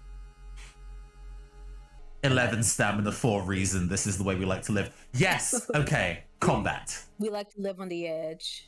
This area, like the forest areas, have some of my favorite combat music in the game. So I'm very happy. Ooh, I will be listening to that 8-bit music. Mm-hmm. You follow the faint sound to a telephone line pole. The moment you notice giant hairy balls beneath it, they start to twitch and rise. I have several questions. Are What? they like? I mean, I'm not gonna ask. Surely the balls you've ask. seen look exactly like this. Surely this is like most balls you have seen.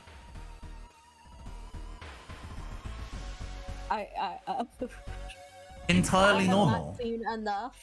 I have not seen enough to confirm or deny if this is normal. So, just having a normal one in the middle of the woods. So this thing has 23 health. It's chilling in the woods. And this thing, apparently, instead of dealing damage to us physically, will just move the doom track along instead, which is actually pretty kind. We can put up with that. Our attacks deal 9 damage if we actually charge them up. So that's pretty good. How many of these? They have like 70% chance to hit, which is really good. We could fit 2 of those in for 18. But I'm not. Oh, hold on. No, not prep. So you can do attack boost, which raises your chance to hit. So there's 70, there's 80, 90 attack. Can I get 2 of these in and then another one? I can. So these are now both hitting for 90% accuracy. Ooh. Nice. Destroyed. Get dunked on, nerd. Get out of here. We are now a terror. That was a lot of damage we just did. The abandoned factory. It would have maybe survived a bit easier. Well, maybe we definitely removed some hairs with that axe, I would say. Probably removed a little bit of skin too. It's fine. It's fine. The sun is slowly rising as you get closer to the abandoned industrial building. Cautiously entering the factory, you can't help but notice the forest got totally silent.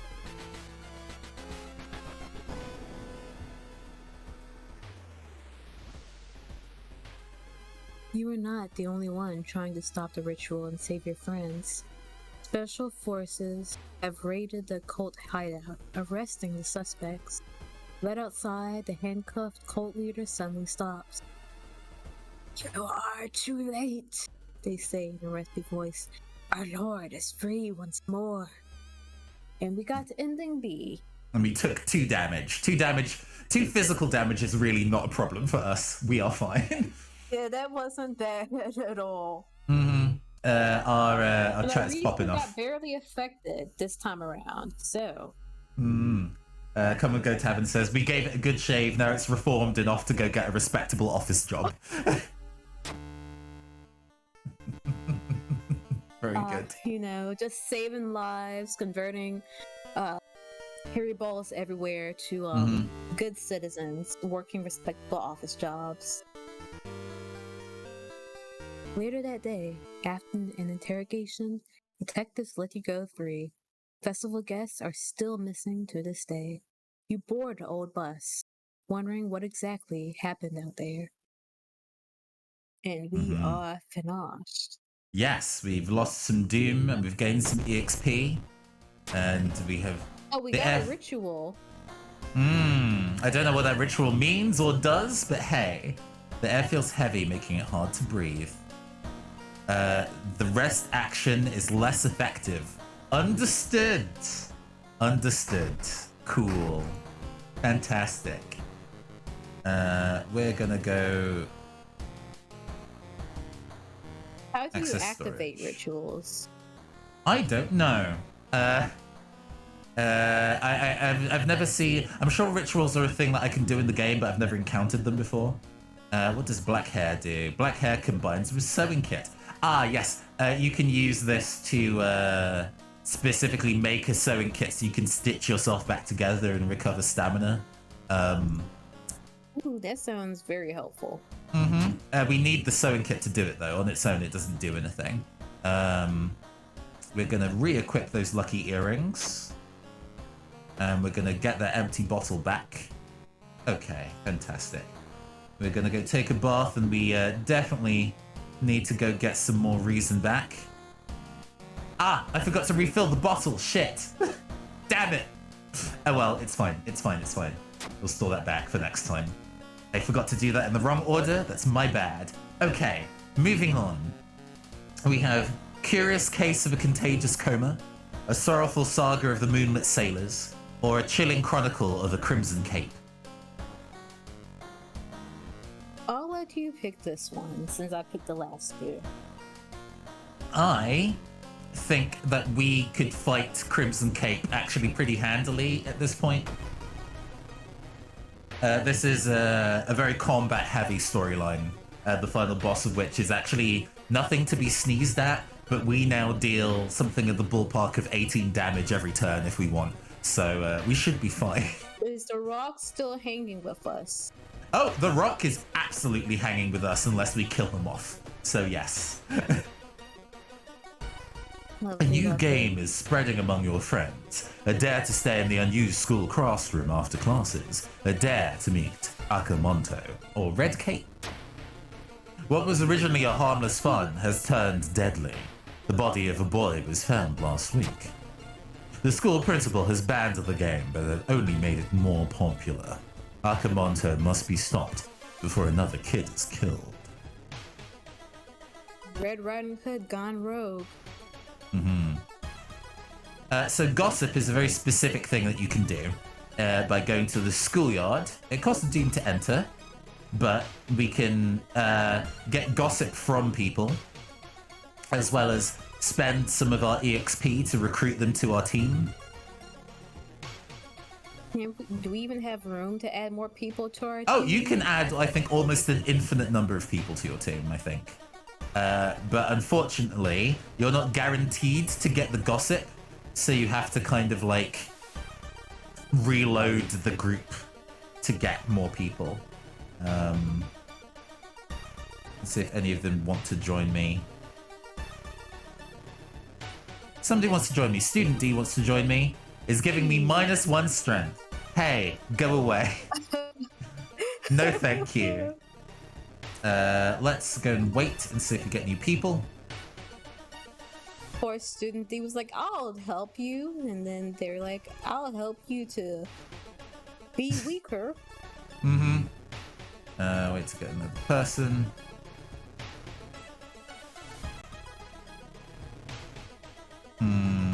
Ah! Ooh, wailing sound from the third stall in the girl's bathroom.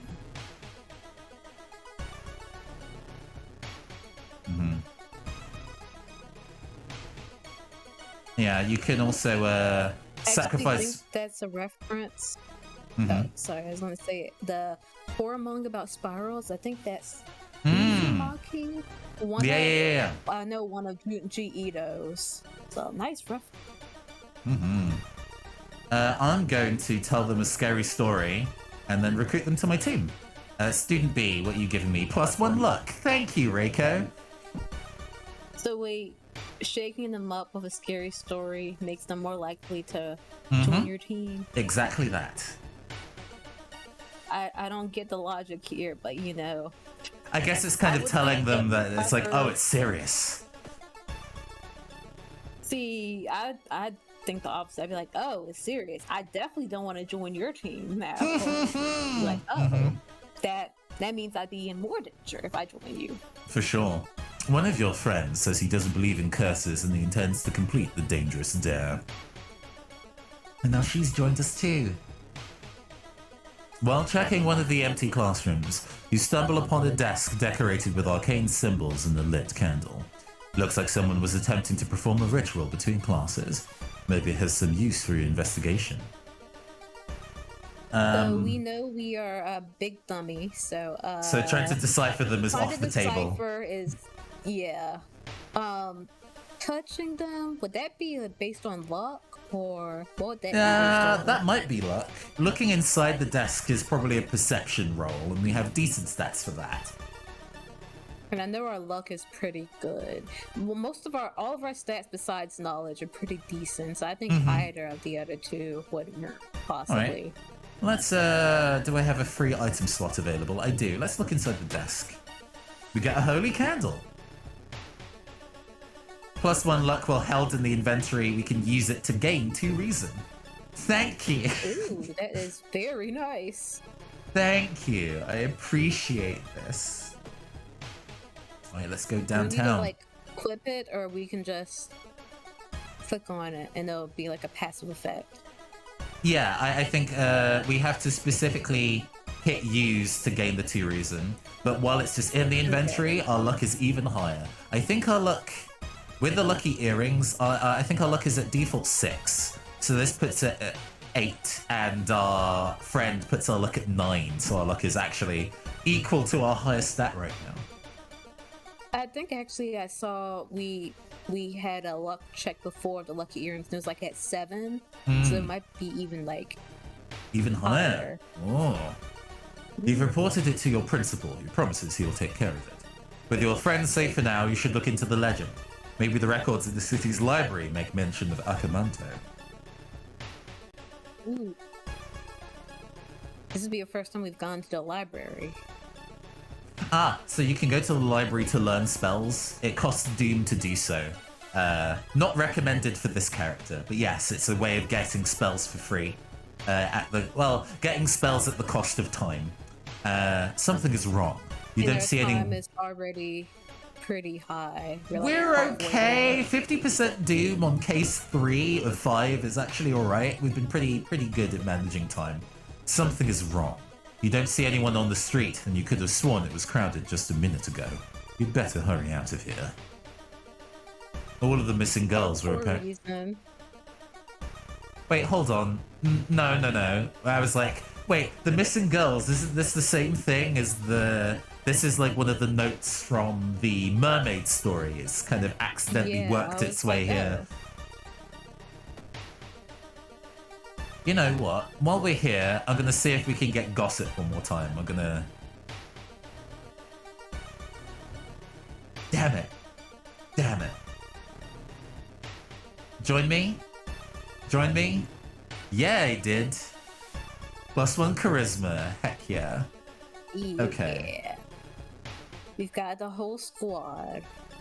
We have solid stats. Useless. Yeah, I wish one of them was kind of like +2 intelligence, right? Yeah. Or like that too. Like, we need a nerd on the squad. Mm-hmm. We have a whole conga line. We've got all of the athlete and like the popular girl on our squad. We need like the one glasses wearing, book carrying, anime classic otaku character to round things out. Hearing footsteps behind you, you realize you're not the only student here. A girl wearing a demon's mask starts giggling as she's getting closer. Ooh, can we ask her where she got the mask from? You know, that's 12 HP. I like the details. 12 Girl, HP. Come with us a little bit harder.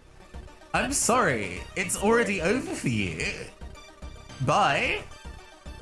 Oh, I missed one. Oh no. Poor thing didn't know what hit her. Just leave. We get a steak knife, which we don't need. But thanks. Thank you.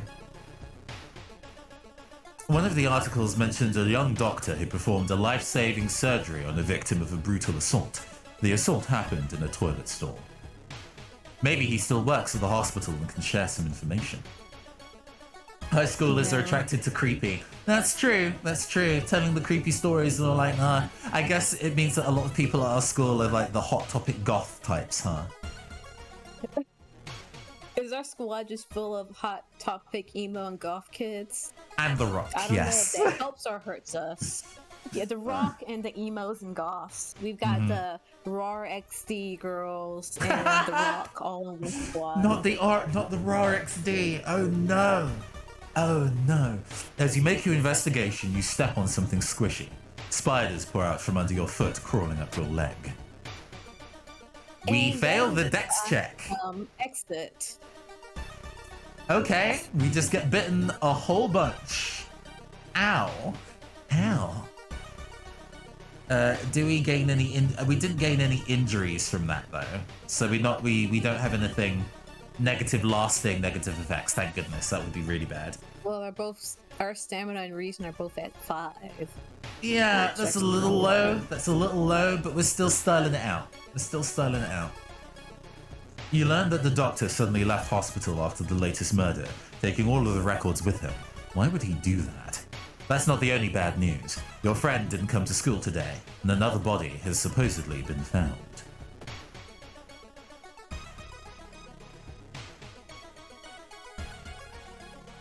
Stubborn receptionist. Getting access to the student database would certainly speed up your investigation, but the receptionist would never allow it. If only there was a way to make her go away for a while. Well, we can only talk to her. And we got the charisma check, and got 10 experience. Nice, we level up. Amazing.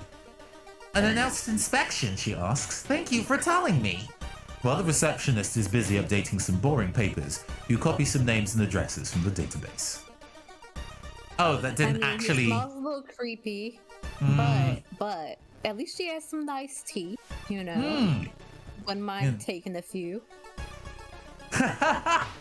You have a fantastic smile. Can I have it? You're like, ooh, those are such lovely teeth. Can I have a few? The investigation is starting to take a toll on your health. The investigation is starting to take a toll on your health. You feel like you're about to fall asleep standing up. How do you address your weakened state? Buy a coffee would take some funds, so we don't necessarily want to do that. I think maybe taking a nap might heal us, I think. That seems like a good idea. Because right now we have a singular fund. We don't even have funds, we have a fund. There is an awful event that happens if you have 0 money. A loan shark shows up and says, I can give you some money, and then he either takes a ton of health, a ton of mental health, or a ton of time on the clock, and it is an unskippable event. No. It will only ever happen if you have 0 money, which has I've been very careful to make sure we've just been holding onto 1 coin just in case. That is terrifying. The loan shark's back at it again. The loan shark mission absolutely sucks. You break the window and get inside the school unnoticed. The cursed toilet is located on the 3rd floor. Get over there.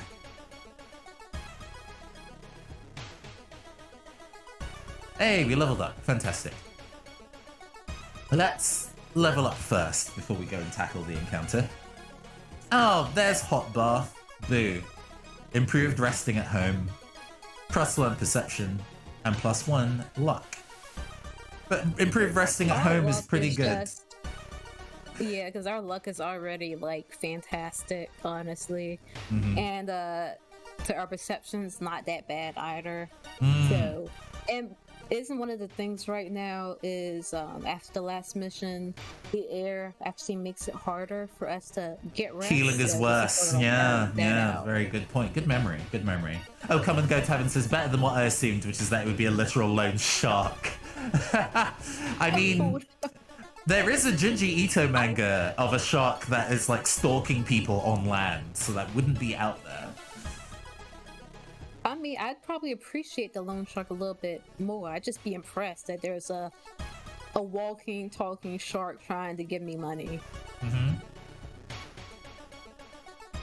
Hearing an eerie sound coming from behind the door, you decide to check it out. At first glance, the abandoned classroom seems empty. Once your eyes get used to the darkness, you discover an unusual sigil drawn on the floor. Judging by the smoke, someone put out the candles the moment you entered. Well, I'm guessing the one about the book.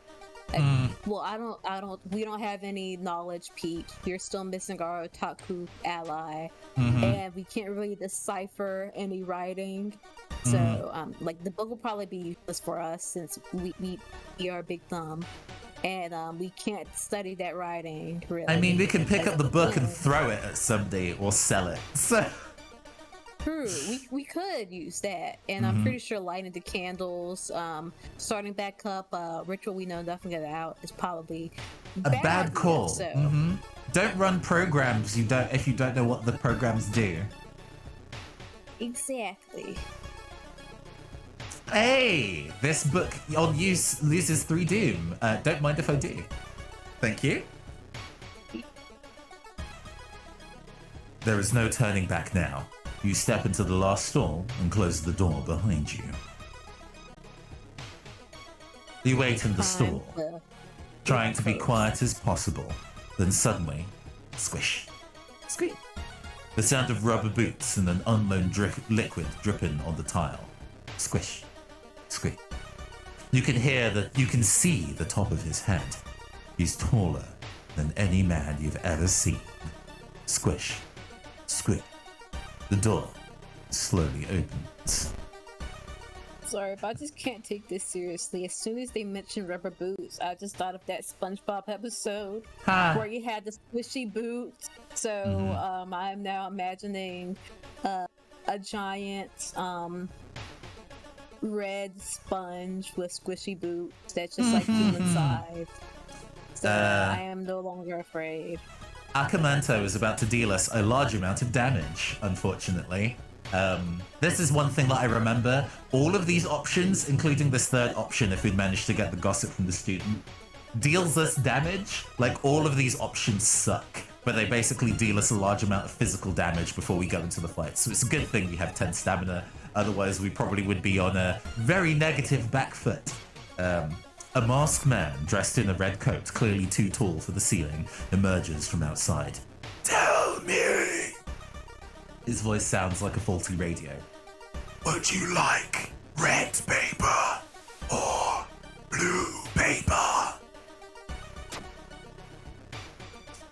The tall man in the red coat takes out a butcher's knife and stabs you in the stomach.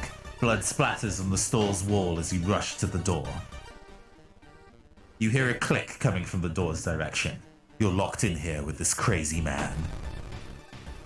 Wait, I just realized something. We've got like 5 peeps in our party. How are all of us stuck in the? How are all of us we're all just crammed, like crammed we've got into the here. Rock too. You know the Rock is taking up like half the bathroom space. Like how like this enemy doesn't even have enough room to stab us. He's like stuck in the corner, being pushed up against by the Rock because like it's like we're playing a game of Twister. Everyone's like in a weird position. Mans has a lot of health, but what we can do is that we can throw items at him to make him lose some of the health. So we just dealt him 5 damage from throwing that hammer, and throwing the ritual dagger, which we can't use, does him another 3. So now he only has 20 health, and makes this fight less awful. Right, so what we're going to do is we're going to prepare the attack, we're going to super stab him, and they're going to go to defense and see if we can dexterity based. Can I actually use that? Dexterity isn't that bad. Our strength is even higher. So this lowers the incoming damage by half. I see. Drastically lowers the chance for the enemy to hit. I see. Okay. So what this might be is me... Chance to hit 65. Ooh, that's kind of low. But we deal 6 damage normally, so this fight won't take too long. Guaranteed to hit with this. And then we can make sure that the next hit is very well dodged. Fun to take, homeboy. We still got hit. God damn it. Oh, but, no. But we have no we win this turn. We win this. No. Yes, we win this turn. We can definitely deal 14 damage. So if we prepare an attack in this, and then prepare in this, so we have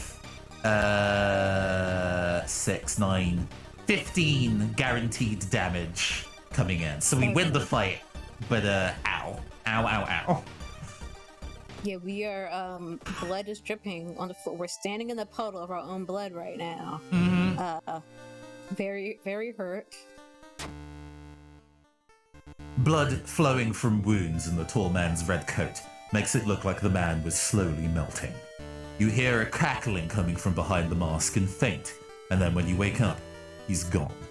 Somehow he will be back in another stall, another school, another city, continuing the horror. We gain a mask. The Crestfallen Mask, if we wear it, takes down Doom by 10%. So it's the thing that we can wear later. We don't need to wear it right now. But if it gets into dire straits, we can definitely put on the Crestfallen Mask to make our life a little easier. Right. I need to go and take a 5-minute break for a stretch and a comfort break in general. I was just gonna say that. Yeah. Quick break.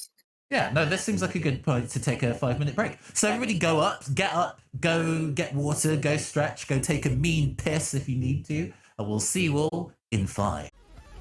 Welcome back, everybody, to we're continuing with our session of World of Horror. I am your androgynous AI game show host from the future, Caster, and with me this evening is the illustrious, delightful necromancer and mole person, GriotHorrorShow. Hello.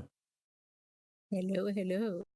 And I think we just had like a jump scare, which I did not know was a thing in the game. Yes. There are a handful of small jump scares in this game, but if you tab away from the window for a while, when you tab back in, it'll jump scare you. Oh, what's that? But the people on stream didn't see the jump scare, but I did, and even though I knew it would happen, I still jumped. Actually, real talk. Yeah, I don't play. It got me a little bit. I don't play that many horror games, but the hallway in my flat. Tab in jump scare. It's that kind of game. Come go Tavin. The hallway in my apartment doesn't have windows, so at night, it's just dark unless I remember to turn the light on.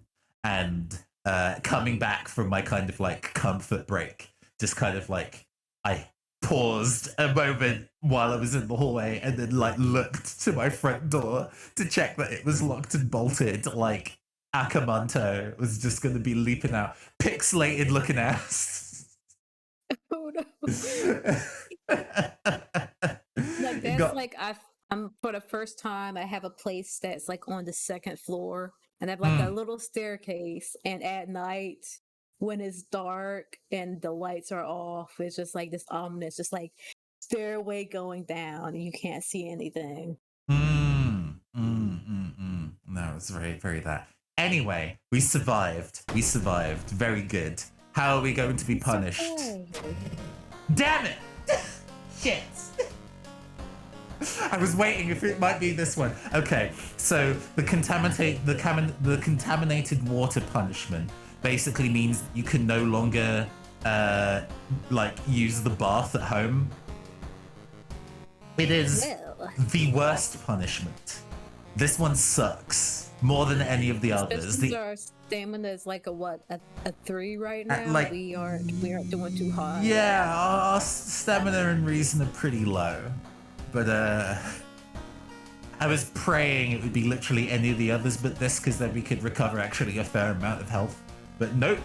Not allowed. Let me live, video game. Let me live. It says no, your license to live is denied. We're gonna need you to renew your application. Can we even fill up the empty bottle with water now? I don't know. I am not sure. I am going to take the map. Cool. I'm gonna check. Nope, can't. They still didn't fix the water problem. It's black and oily and glistening. There's no way you're gonna wash yourself in that. So then you use. Maybe it's black because it's just full of extra nutrients. Like maybe extra you nutrients bathe in it and you'll just have like extra crispy skin. You know, be nice and oiled up. You know. I love to be oiled up before a mystery. I mean, you know, if you ever get stuck in a tight space, then being nice and early means you can just like slide out of there, slide out of danger. This game is nothing if not a series of tight spaces. So we have 2 mysteries left. We have the curious case of a contagious coma, and the sorrowful saga of Moonlight Sailors. What's chat wanting to see? Does Yeah. chat want to go to coma, or does it want to hear some sailor mouths, some dirty sailor mouths? Some sailor language, yeah. I will say I am more familiar with the sailors than coma. I don't believe I have seen the coma thing played by somebody else before, but I don't remember how it works. But I do know how the sailors one works.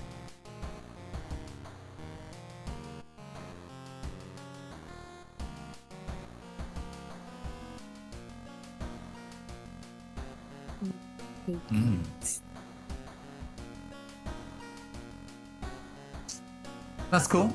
I'm happy to go with sailors because it's one I know, and then we can maybe build up our resources to kind of go in hard on the final case and maybe survive.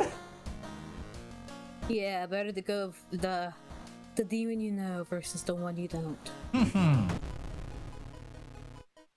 It began with one fisherman. Oh no, this is your turn to read, isn't it? All right, let me get my storyteller voice in. It began with one fisherman who dragged something truly awful from the belly of the ocean, a dark, breathing ooze that mesmerized him beyond control. He hid himself away for a week adoring it, not to be seen till one moonlit night when a young girl spotted his boat drifting away. A single lantern swinging at the helm, and the captivated fisherman singing eerily to his catch. Now more and more fishermen have begun to find the vile oozes in their nets, and one by one they are disappearing. Soon, the ocean will have taken them all.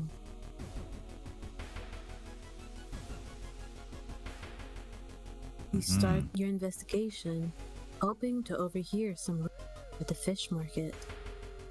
So this mission is mandatory to not get a terrible ending, and actually pretty easy to do. All you just need to do is throw away items you don't need. We don't need the steak knife because our fire axe is really, really good. And get some pretty sad damage. And because the taps at home are no longer working, the empty bottle is now useless. You find a huge pile of nets and hooks prepared for the big hunt. You quickly throw them into the ocean. Maybe that'll stop them from sailing out.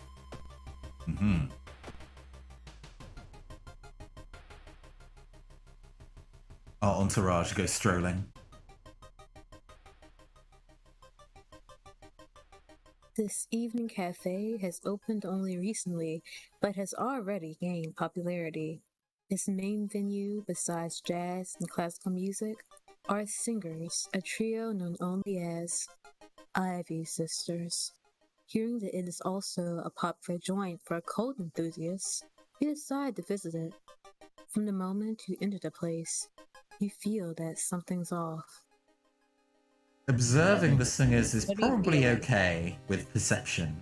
Listening carefully, I don't know whether that is a knowledge check or not, or might be a charisma check. Yeah, our poor knowledge is poor knowledge isn't doing too hot. Man, even if that was 6, that would be better. Oh well. You just needed one. Let's observe. Perception, thought so. You attentively stare at the singer, and soon the illusion breaks. The singers have toothy mouths, and the waiters have scarred faces and their eyes cut out. Having witnessed the true nature of the place, you quickly evacuate the premises. We learning. We learning. We are learning. Although you brave the stench for hours, you glean nothing besides the fact that the fisherman had a wife. Perhaps you should pay her a visit. All right, fisherman's lady. Oh, we gained a Fisherman's curse. old gal. Shit. Curses what? are awful. Curses are really, really bad because they cannot be removed from you, and some of them are really, really like damaging to your survival. Paranoia, cool. So each time we take physical damage, we may also take mental damage on top of that automatically. Well, considering how low our numbers are for both, bad times. Bad times. Yeah, very, very bad times. Actually, real talk. Bad times in the disco right now. Because we are actually so far ahead on Doom, I think it's actually worth going home and resting a couple times, even if our healing is reduced. Putting these up to like 5 and 6 is, or 6 and 7 even, is better than what it currently is. We do still have that mask that we can wear. To reduce the Doom if it gets really bad. Very true. Yeah, we'll reduce it by like 10%. So. Oh, it still went up by 2 actually. So let's go do that once more. Thank you. Now we have actual numbers. Actual numbers. The numbers are no longer a lie. When you arrive at the fisherman's house, it stands long vacated, peering in through the dusty window, coy in shock. Ooh, the fisherman had a mansion? Okay. I see you. Making that fishing money. Oh! I love that this is one of the actual quests where we can use an item in our inventory instead of just being screwed over. You feel watched. Yeah, let's light that baby up. We lose some Doom. And we don't lose the holy candles either. They stay in our inventory. So yeah, we just net positive. Net positive. Amazing. The fisherman's wife lies in the kitchen, mutilated and covered with black marks. Ooh, she got some tattoos.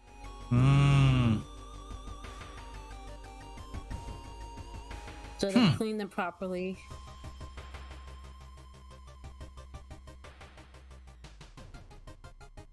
Oh, wait. I forgot. I was like, wait, why would we wait? No, you're good, you're good. You enter the art classroom. The room is cluttered with half-finished sculptures, bizarre masks hanging on the wall. One sculpture strikes you as eerily realistic. Are we sure that's a sculpture?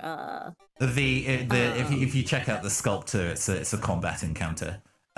We will clear that combat encounter quite easily because we are big strong. we deal all the damage, so a combat encounter actually isn't that bad.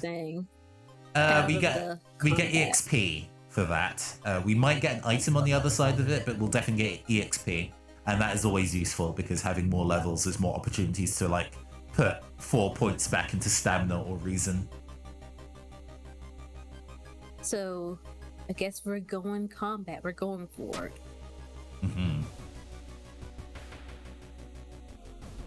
The head of one sculpture looks so lifelike.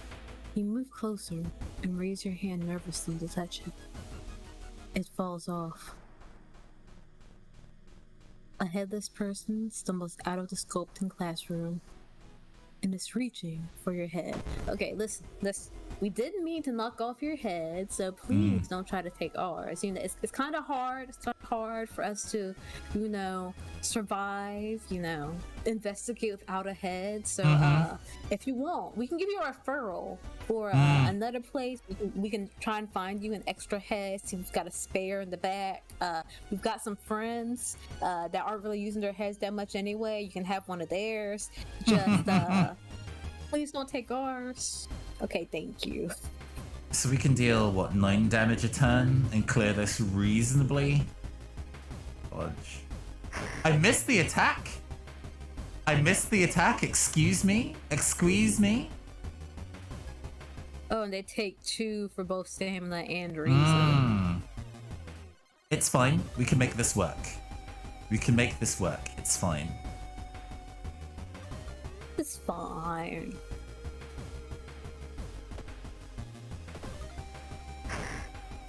It dodged.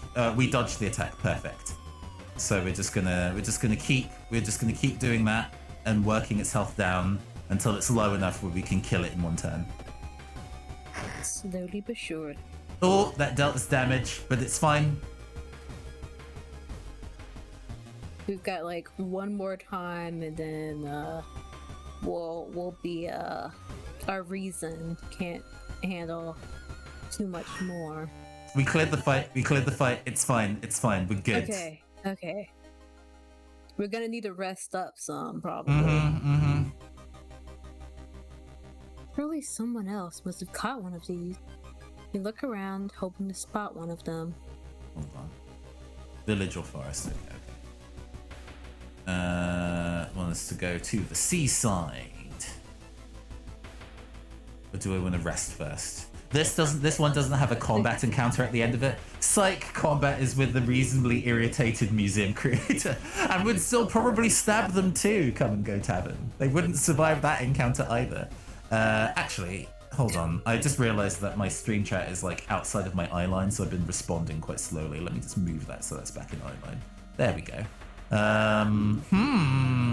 Let's rest first then. I'm very willing to kind of be liberal with our resting since we can't rest at home anymore. We got to kind of heal up where we can. Yeah, and we don't want to. And we're also losing reason whenever we lose stamina, so it's better to have an excess. During your investigation, a man suddenly fell off the cliff, dead. As you look up, you can see a silhouette running away. Did he push him? Did we check so the body? Are we checking the body or running after the man?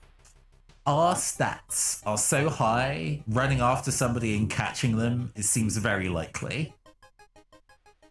Checking the body just kind of feels like we would see it and then be horrified that we see a dead body. So I think running is probably the best option here. Yeah, because I feel like you probably need more knowledge to get a lot out of checking the body. Yeah, strength checks succeed. Ooh, big experience bonus. You quickly climb the cliff and find the man quietly standing still. As you touch his shoulder, you realize he drops dead. You see a car in the distance. Weird. Something strange is going on in this neighborhood for sure. The young man has glassy eyes and mumbles his replies between caressing his catch. The beating movements in his arms disturb you. I don't like that word, caressing. That's one of those words that's like up there with moist. It's just not fun time. No bueno. I'm considering maybe using these holy candles to gain 2 reason, but I guess we're not so hard up against it yet. Can we use, is that an item we could use during the fight? We can use it during fights as well, so we can hold on to it until it's that desperate. Might be good to wait, yeah. Hey, good evening, Aaron. We are on case 4 of 5. And we're doing reasonably well. Our stats are a little low, but we're still making it happen. Go for it. Your doctor has suggested you take more time to relax. You take the advice and enjoy a moment of solitude at the quiet, rocky part of the beach. Thanks, Doc.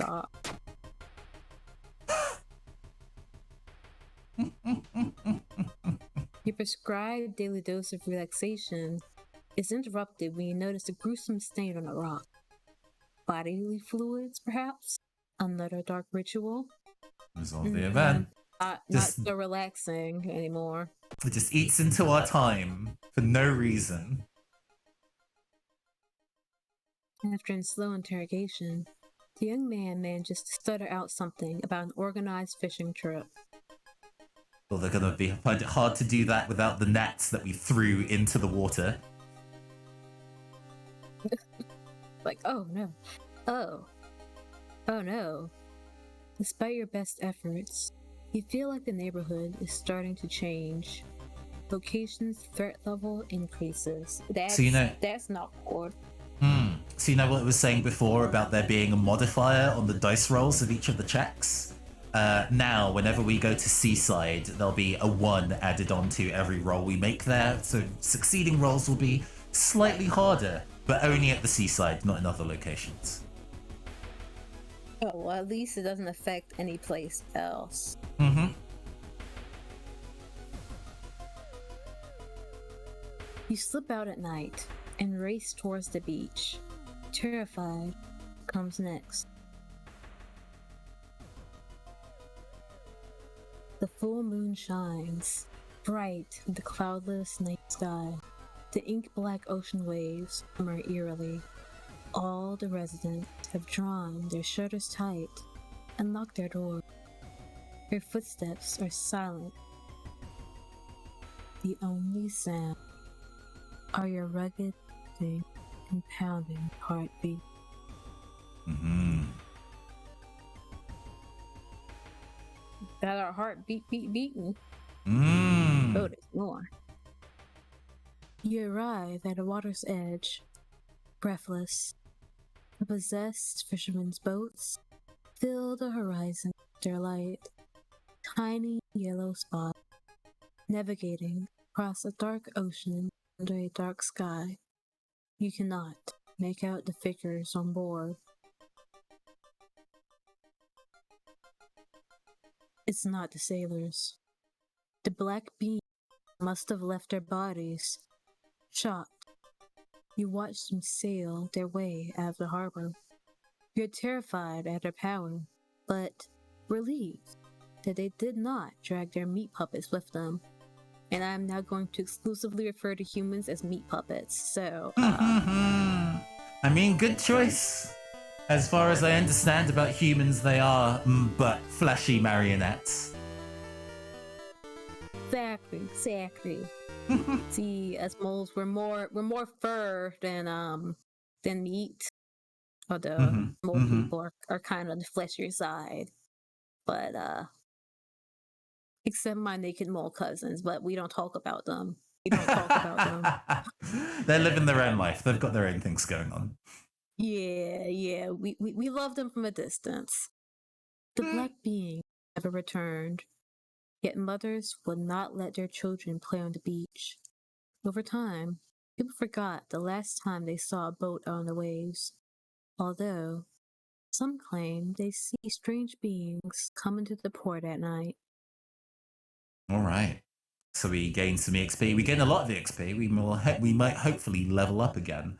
And we lose some Doom, and then we get to go into the last mystery. Right. So we have raining now. Art Knowledge, which raises our perception. We've got Quick Thinking, which raises our dexterity. And Leadership, which raises our charisma. We're not too worried about the charisma. But yeah. Dexterity or perception sounds pretty are good. Both at 7. Charisma's at an 8, so it's good. So I would say I feel like we've used dexterity a bit more often than perception. Okay. And I think I've seen more So instances there. Quick Thinking is a talent that it asks for, so that's cool. Do we want to raise our stamina or our reason?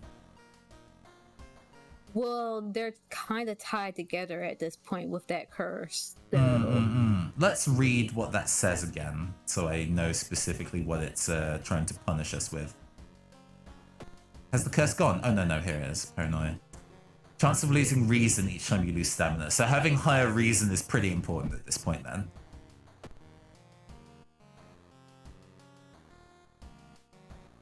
Because it's easier for us to recover stamina for rest than reason. But the reason's gonna get beat up through the stamina anyway, so... All right. Yeah. The final punishment.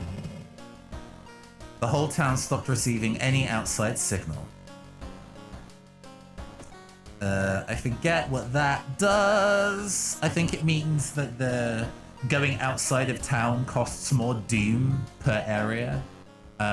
Fortunately, I don't think we've even gone outside of town yet. we did the Fear festival. Festival. Yeah. It would have meant that if we hadn't done the Fear Festival yet, that would have actually been really annoying.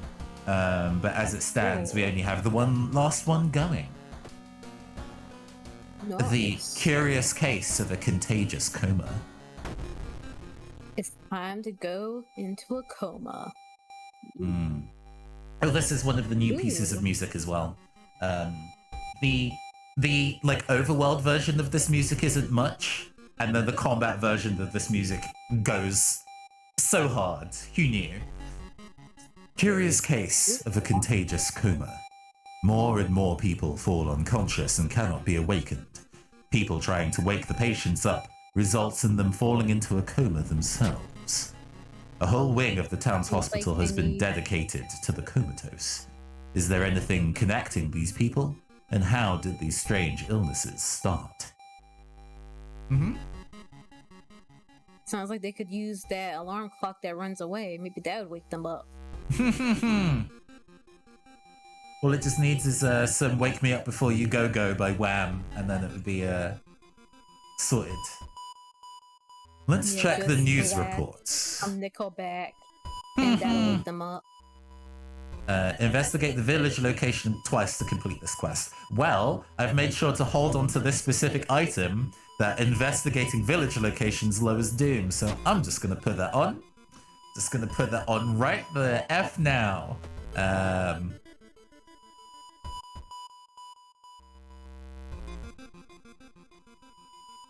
the shrine.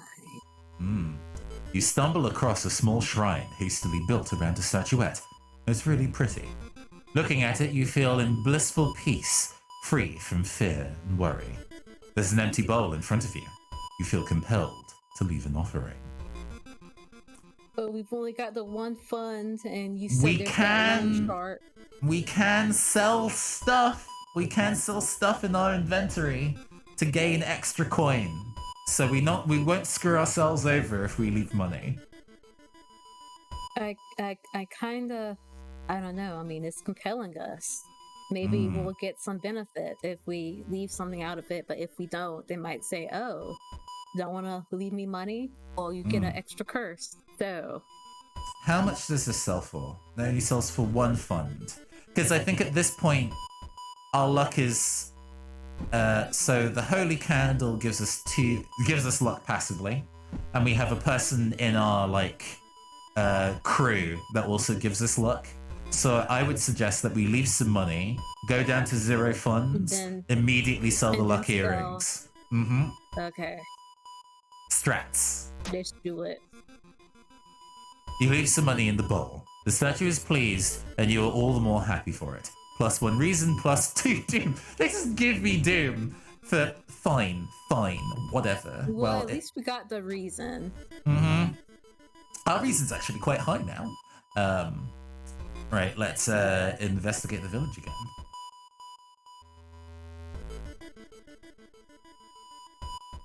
8 feet tall.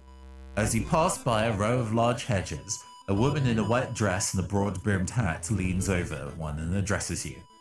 Excuse me, do you know the way into town? Something about her smile bothers you. I mean, we don't like our neighbors anyway, so if she goes to town and kills them all, it'll be fine. Yeah, it's fine.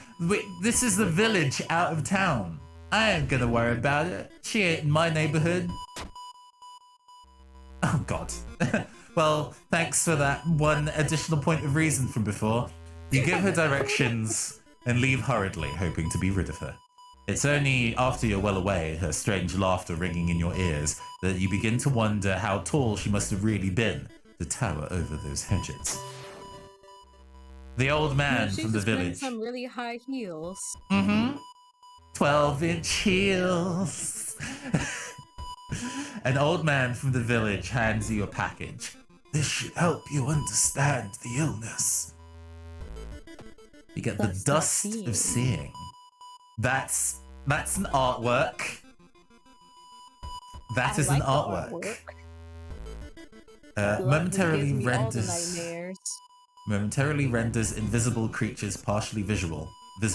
Sets enemy power to 0, meaning that we can then hit them a lot. Cool. Very convenient.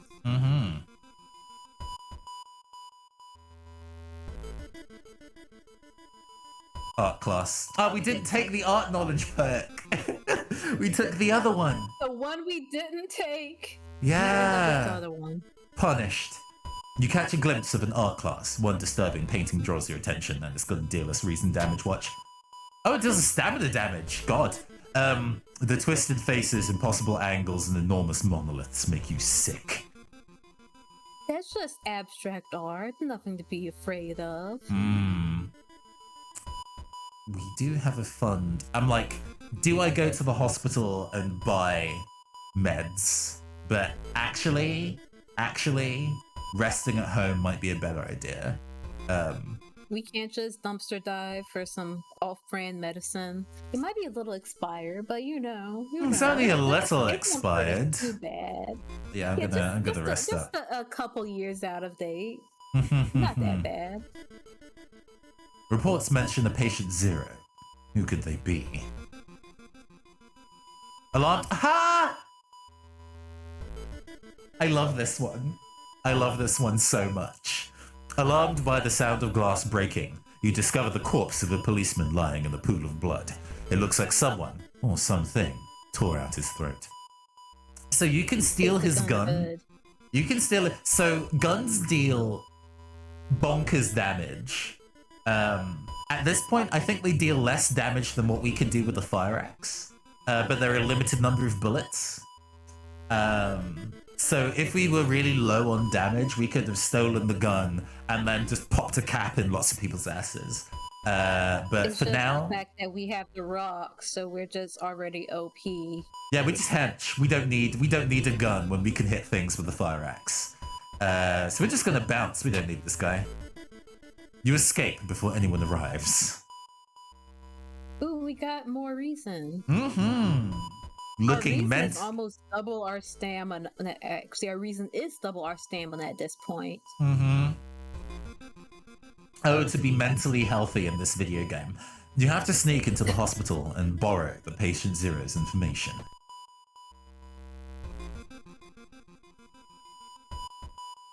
Borrowing or stealing? I mean, I guess there's very little distinction between the two. This is definitely not data protection compliant. You receive a phone we are call. breaking HIPAA for sure. You receive a phone call from the mother of your friend, Coon. Apparently, he has been assaulted by some strange men in oddly shaped masks and dark robes. Your friend received an injury and has been admitted to the local hospital. But not Coon. Well, we have high luck, so we're fine. You visit Coon in the hospital. He describes to you the men that have attacked him and the markings on the robes they were wearing. You quickly realize that you've seen those markings somewhere already. Although we came very close to missing that luck check. It was like a 7 out of 8. Well, even if you match the check, you still succeed, so we're alright. You've got the name and the address. Let's get out of here.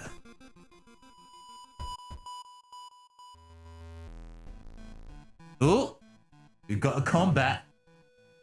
Walking through the hospital corridor, you hear disgusting slurping sounds coming from a closet. That's just a nurse on their lunch break. No biggie. Hey, Jams.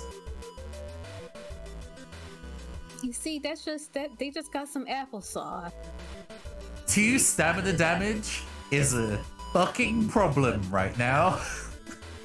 That is You see, not this good. is the time where we want to get our reason instead of stamina. Okay, so we're mathing things out here. I can. The chance to hit is 97%. Which Yeah, is so like I don't need to almost modify guaranteed. this check. We're almost guaranteed to hit it. So I can go to defensive actions and prepare to dodge. Our dexterity is pretty high, and then we can still actually do the strong attack and deal 9 damage. Here's hoping. We dodged the attack. Okay, we can now confirm the kill. Yeah. We can prep the regular attack and then prep the special attack, and then that's a guaranteed kill from us. A. The benefits of being OP. Fire axes. Fire axes, ladies and Or gentlemen of nurse the was just non-binary. trying to eat some applesauce in the closet. You just break down the door with the axe. Can I have some applesauce, They're like, please? no applesauce allowed. I can smell applesauce. I want some. Patient Zero's house seems empty. You should search it carefully. Another combat. Stop right there! You hear a voice coming from behind you. You won't destroy my life's work. I mean, what is your life's work? I need to know what it is before I destroy it. 3 stamina. Excuse me. Well, last time it was only 2. They really don't want us to live. So if I hit with 3 of these 4 attacks with 65% chance to hit, we will kill in 1 turn, but that is maybe a little too much of a risk. Let's clear that. This would also potentially kill. Might wanna drop a defense in Oh there. god, I didn't mean to do that. Sorry. Oh. I didn't mean, I went to clear, not attack. But it's fine. It's fine. Cleared it. It's fine. It's fine. It's fine. It's fine. Definitely. Well, we're gonna clear it this round. It's fine. Go away. God. Because Jesus. it went up to -6 stamina. Yeah, his damage went way, way up. Goodness gracious me. I didn't mean to do that misclick. Oh no, I'm sweating. That man doubled in magic. You found a journal describing a certain village and instructions for a summoning ritual. It seems that he tried to contact a being from the dream realms. Okay. We need to rest. Our stuff is very high. Like, our doom's pretty high. But we do have that mask. We can get down 10%. Okay. Yeah, at this point, we're no longer going to the map. We're no longer going to the village. So you make it. Oh. Check 1, 2. Okay. God, everything like froze for a moment, and I started like being mad stressed. Crestfallen Mask, which we will now immediately put on. Thank you. We are going to also go and I think we can sell this ritual robe for some cash. And I'm wondering whether we can go and buy an item that will heal us. I'm just looking at her face now. I'm like, she does not look good. She does not look okay. She's just vibing. She's fine. It's totally fine. It's fine.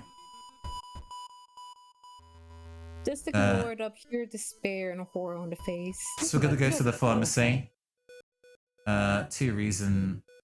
+3 stamina, -1 charisma. Ah, it can combine with the thing from before. +2 stamina. So both of these are available for 2. So we have the option. We can either just gain 2 stamina now and just go up to 7. We can go up to 3 stamina and lose 1 charisma. How often have we really been using charisma anyway? And Not that much. Still be at a 7. Not so that not much. That bad. Yeah, charisma will still be at a 7. Okay, we'll buy the 7 kit. We are now going to go and sell that map for the 1 money because we don't want to be poor. Otherwise, the debt collector will show up and we'll be very sad. We'll get the black hair. Use combined with 7 kit. 7 kit hair. And then we gain +3 stamina and +3 reason. Let's go. Let's go. Yeah. I think we're already at max reason, so I'm gonna hold on to this until we take some reason damage for a second. But we've made out like a bandit. That has actually been very, very useful. We may survive this run. Investigate. We may actually survive. Oh, this is a new scenario. Having known the singer of Skeleton Vomit for a while now, you get to enter the club for free. They're big in the underground community. Maybe you can find some clues here. Arriving, you get entranced by the music and decide to dance. And we're just forced to. We were forced to get carried away. Our reason is even higher. Not max reason. Ooh, not max reason. You enjoy the music, start dancing and getting into the mosh. You remain until the end of the concert. When the crowd start dispersing, you find something on the ground. And we got pills. Gain extra reason. That worked out excellently, actually. Gosh. The quarantine wing is closely guarded. You must find a way to sneak through.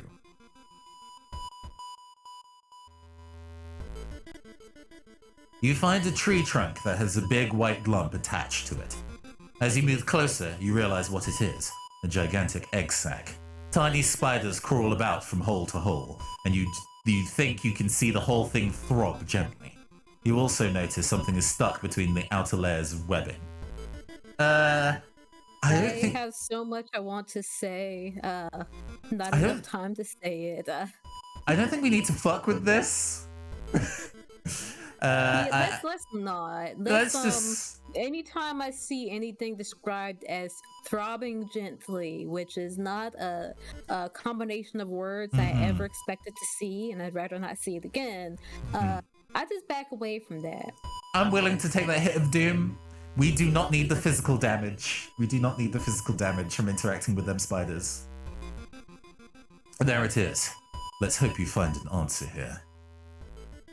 You've managed to sneak through the floor, avoiding the police, and finally reached the quarantine ring, where all the coma patients were brought in. Their pulse is slowly weakening, and the blood pressure dropping. You must hurry. Let's use the dust of seeing. The dusty dust. Okay. All right. Oh. Normal. Okay. A normal thing. Following the old normal Thursday. Following the old man's advice, you throw the dust of seeing in the air. It reveals weird, elongated monsters hanging from the ceiling, one above every bed. Each creature is connected to a patient with an undulating tendril. As you try to process everything, one of the disgusting creatures raises his head and looks in your direction. The creature is causing the contagious coma. Sorry, go ahead. I said time to get funky. The creature causing the contagious coma plaguing your town has taken notice of you. You must defend yourself or perish. Well, we've got 3 all. We've got pills. What do you mean 3 all?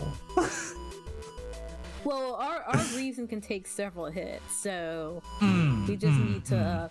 Oh no! Just saw the HP. Yeah, that's we might want to score ourselves up real quick. Oh, that's funny. That's funny. The monster seems to be gaining its strength from the sleeping patients. Unplugging life support of one of them will weaken it, but it will kill that patient, dealing 15 damage and causing us 3 reason damage. To be real with you? All we have to do is just unplug what? That's like 3 people? We'll be good.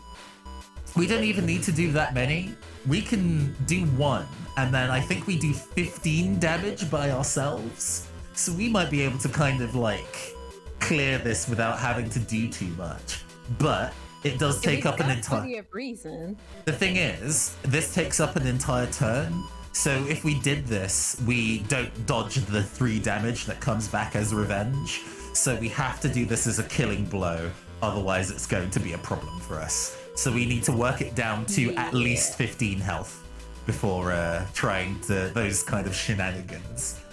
So we're just going to dodge first. To be fair, sacrificing 1 patient to save all the others isn't that bad of a deal, you know. That is a solid trolley problem situation right there.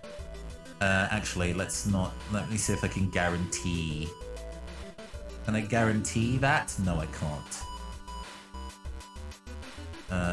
Can I get another one in there? I can, okay. Right. We dodged the attack. Okay, good. Ooh. Right. Gonna dodge. prepare twice, and then special That attack. one more time. I'm gonna save that launch sequence. Dodged again. We're making it happen. All right. Once more. Oh god, it put us to -1. Oh no. We have the sewing kit. We have the sewing kit. We have the sewing kit.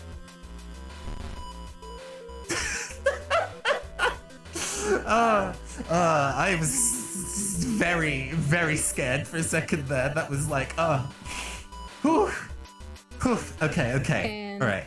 And we've got plenty of reasons, so We've got plenty of reasons, so we can't just kill this dude now.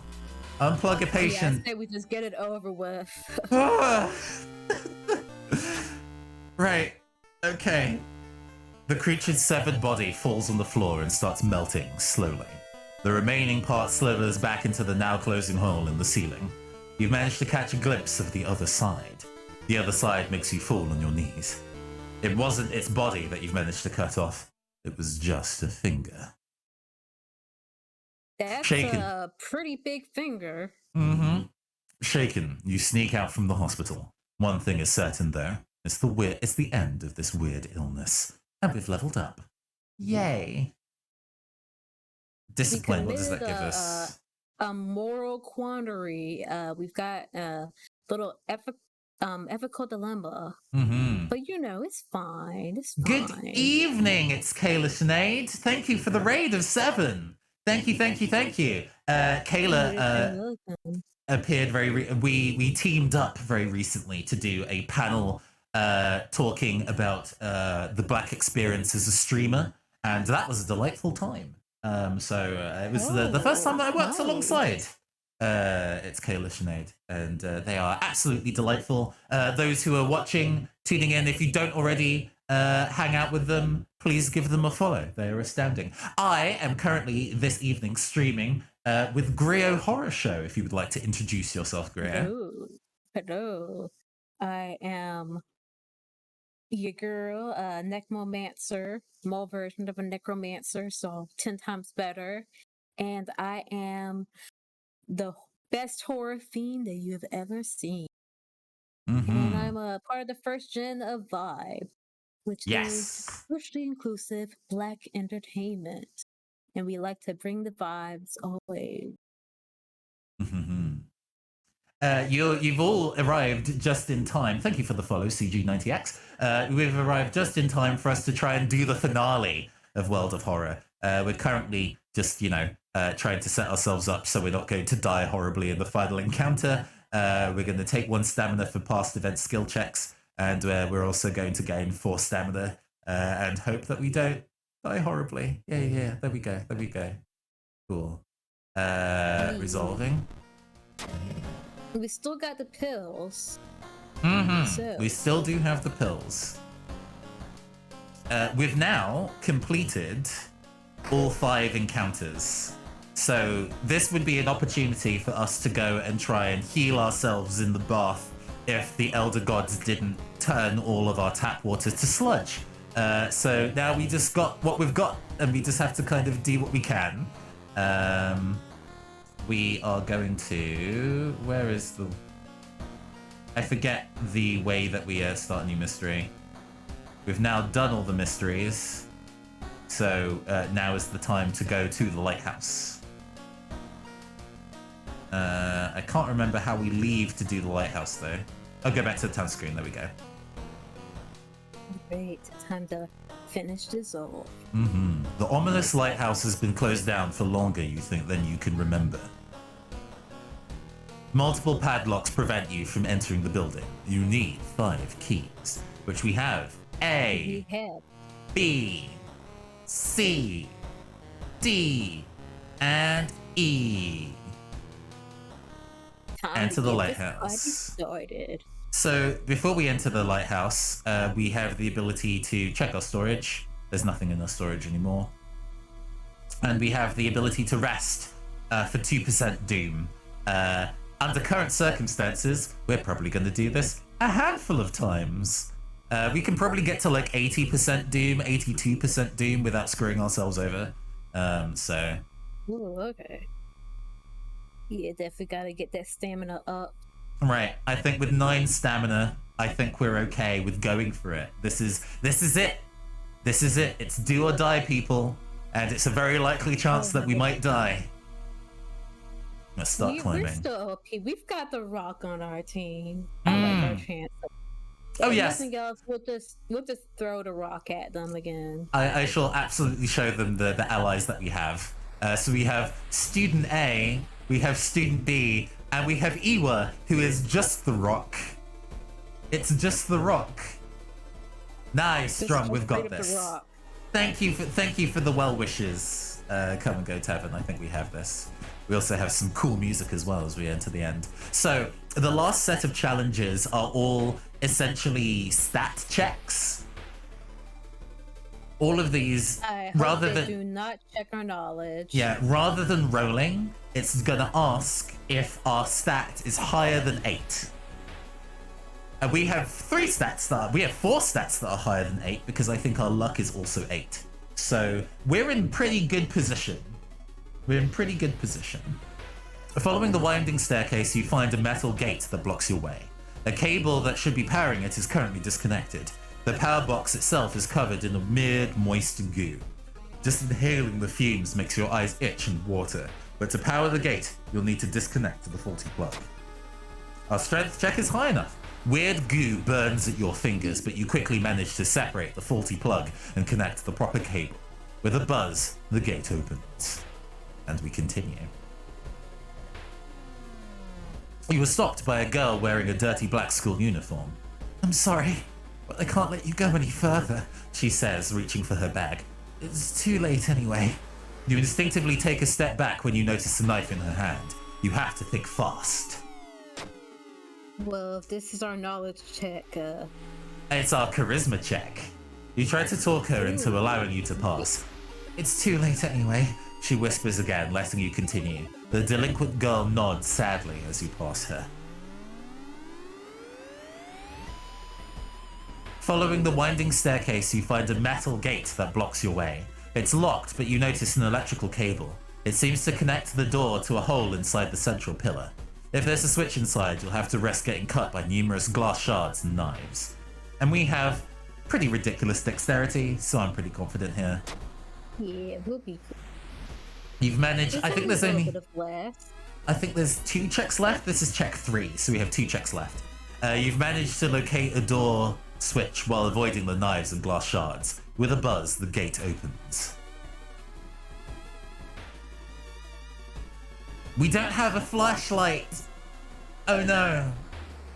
Following the winding staircase, you are stopped by darkness. A thick black cloud is obscuring your vision, and you can swear something is waiting for you inside of it. You decide to brave through the veil. You finally emerge a while later, safe. You can't, however, explain the blasphemous whispers you heard. Well, too bad, motherfucker, because our reason is so high. We still have 11 reason. We've not even gotten to a fight yet. And we've got pills that'll raise that back up if it gets low. Unfortunately, this one is a knowledge check. Following the winding staircase, you are stopped by a metal gate. The tiny page nailed to the gate explains that opening the gate will require you to grab 2 metal rods. Using your own body as a natural conductor, you will power up the gate. Not enough knowledge. You grab the rods, electricity flowing through your body and burning the nerve endings. The pain is almost unbearable, but with a buzz, the gate opens.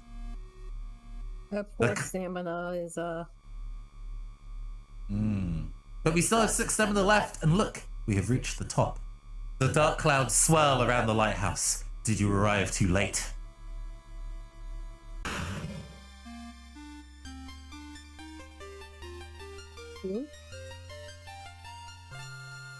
As the unnatural fog slowly lifts, you are relieved and collapse on the floor. Did we do it? The next day, everything feels like a bad dream.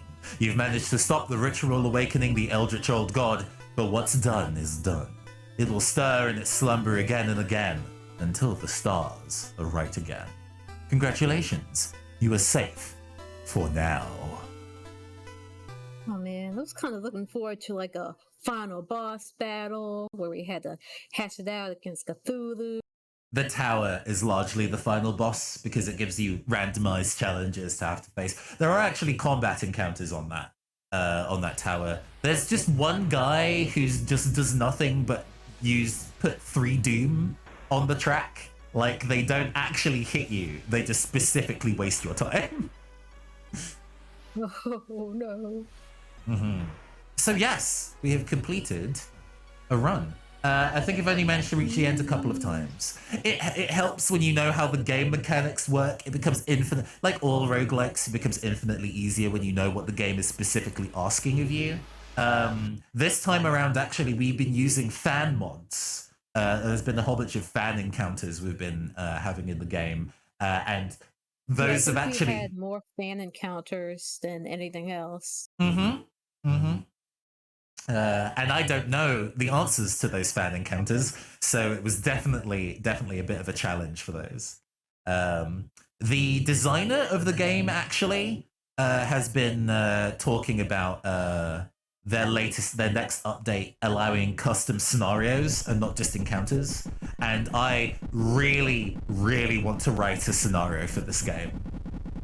I'm really looking forward to doing that. I might have to write one now.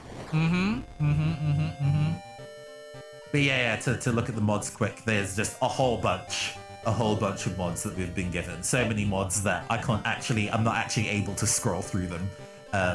But yeah, there's a lot of cool mods. What we're gonna do is that we're just gonna move back to our little chatting area. Whoop. There we go.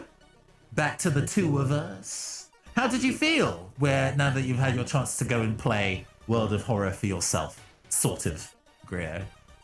I really liked it. I really liked the mechanics. I really liked the inclusion of the fan mods and the fan encounters. They were all pretty good, actually. Added a lot, fit in with the game as a whole pretty well. I couldn't really tell too much of a difference between the fan encounters and the actual game one. So I think that was all integrated pretty well. I liked the roguelite elements too. I liked how that was integrated, how they integrated the tracks and all the different events and the combat. It all was very fluid and all mixed well. It feels like a pretty good, comprehensive one game. None of the elements fit out of place. All in all, I really liked it. I really think it does, the aesthetic and everything fits it really well. So I would definitely play it again. I would definitely be interested in writing my own scenario as well. Yes. Yes. Ira Wave in the chat says, I love Griot's VTuber character design. Both of you look very cool. Oh, thank you. Thank you. This more cartoony 2D form, I figured was a better look for if we're doing PNG mode today. If any of you are interested in seeing the mods that are on offer for World of Horror, I've just put a link to a Reddit thread that is a Google Drive, actually, of all sorts of mods that people have done. The folder that I've chosen from, because there's a handful of different folders, the folder that I chose is the ones that are tonally matching the main game, but there's one full of meme ones. There's a folder full of hardcore ones where those encounters are actually very likely to deal you a lot of damage and kind of make the game a lot harder for you. There's ones with art styles that are different. So there's a lot to kind of try out if you're interested in seeing what mods are like. Before we go and close, I like the ones you picked. Yeah, they work really well. I'm a big fan of mods that feel believable with the game that they're in, that kind of maintain kind of tone and things like that. I think I would be I want to write a horror sci-fi story for this, which would be interesting. Sci-fi is so good. It would still have to be kind of within the urban setting and have to kind of make sense for it being in the late 1980s. But I think there's already a scenario where you try and connect to the internet, and the internet is actually a hive mind that tries to strangle you. I'm a little sad we didn't encounter that one, because it's my favorite scenario in the game. It is definitely my favorite scenario I in the could game. see like a Blade Runner, like you could do like sort of the Blade Runner sci-fi type of vibes. Then that would fit with the game pretty well. That kind of retro future energy. Yeah. I am a mediocre pixel artist. I've not done any pixel art for a very, very long time. And when I was a teenager, when I was like 15, I used to do pixel art quite often. But I've been out of that game for quite a while. So I might have to work with a friend. But very, very much looking forward to seeing these additional modding tools as they come. Before we wrap up the show for this evening, I just wanted to go and show my schedule of what's kind of coming up in the rest of this week. There we go. So going on tomorrow, also at 7:30 p.m. BST, there will be a session of Cyberpunk Book Club where I will continue playing spooky games. I'm going to be playing the kind of like horror walking simulator Observer. I can handle World of Horror as a horror game because it is not requiring me to be like actiony, right?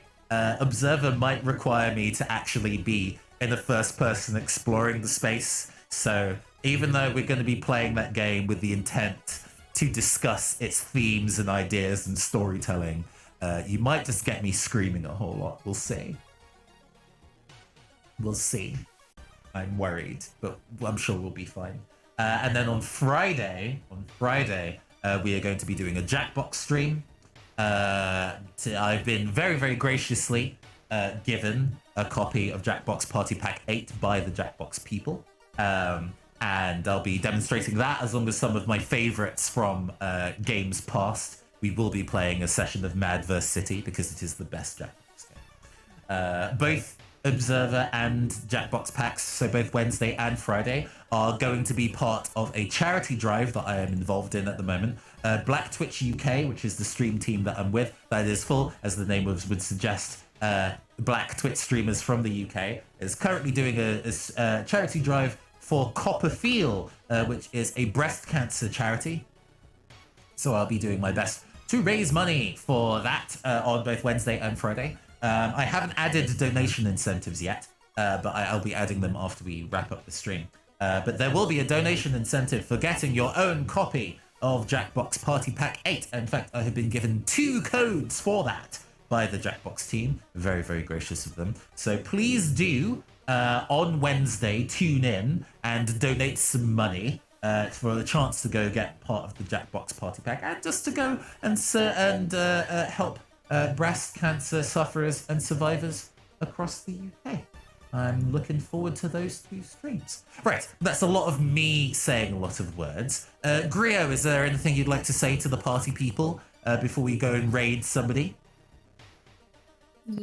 So, as y'all know, I am a part of Vibe, which is a cool group of Black VTubers, and we have our first collab actually also Friday, which is much later than yours. So it is at 9 p.m. EST, 8 p.m. CST.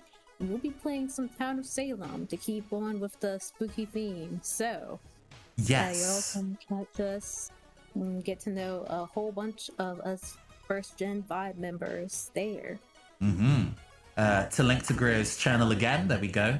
GriotHorrorShow, twitch.tv/GriotHorrorShow. Fantastic. Well, with all of that out of the way, I'm going to go raid a buddy of mine, Inelius, who is currently playing Sackboy: A Big Adventure on PS5. I have been your... Oh, no. Let me actually go and set the things up before I'm like, let's go raid.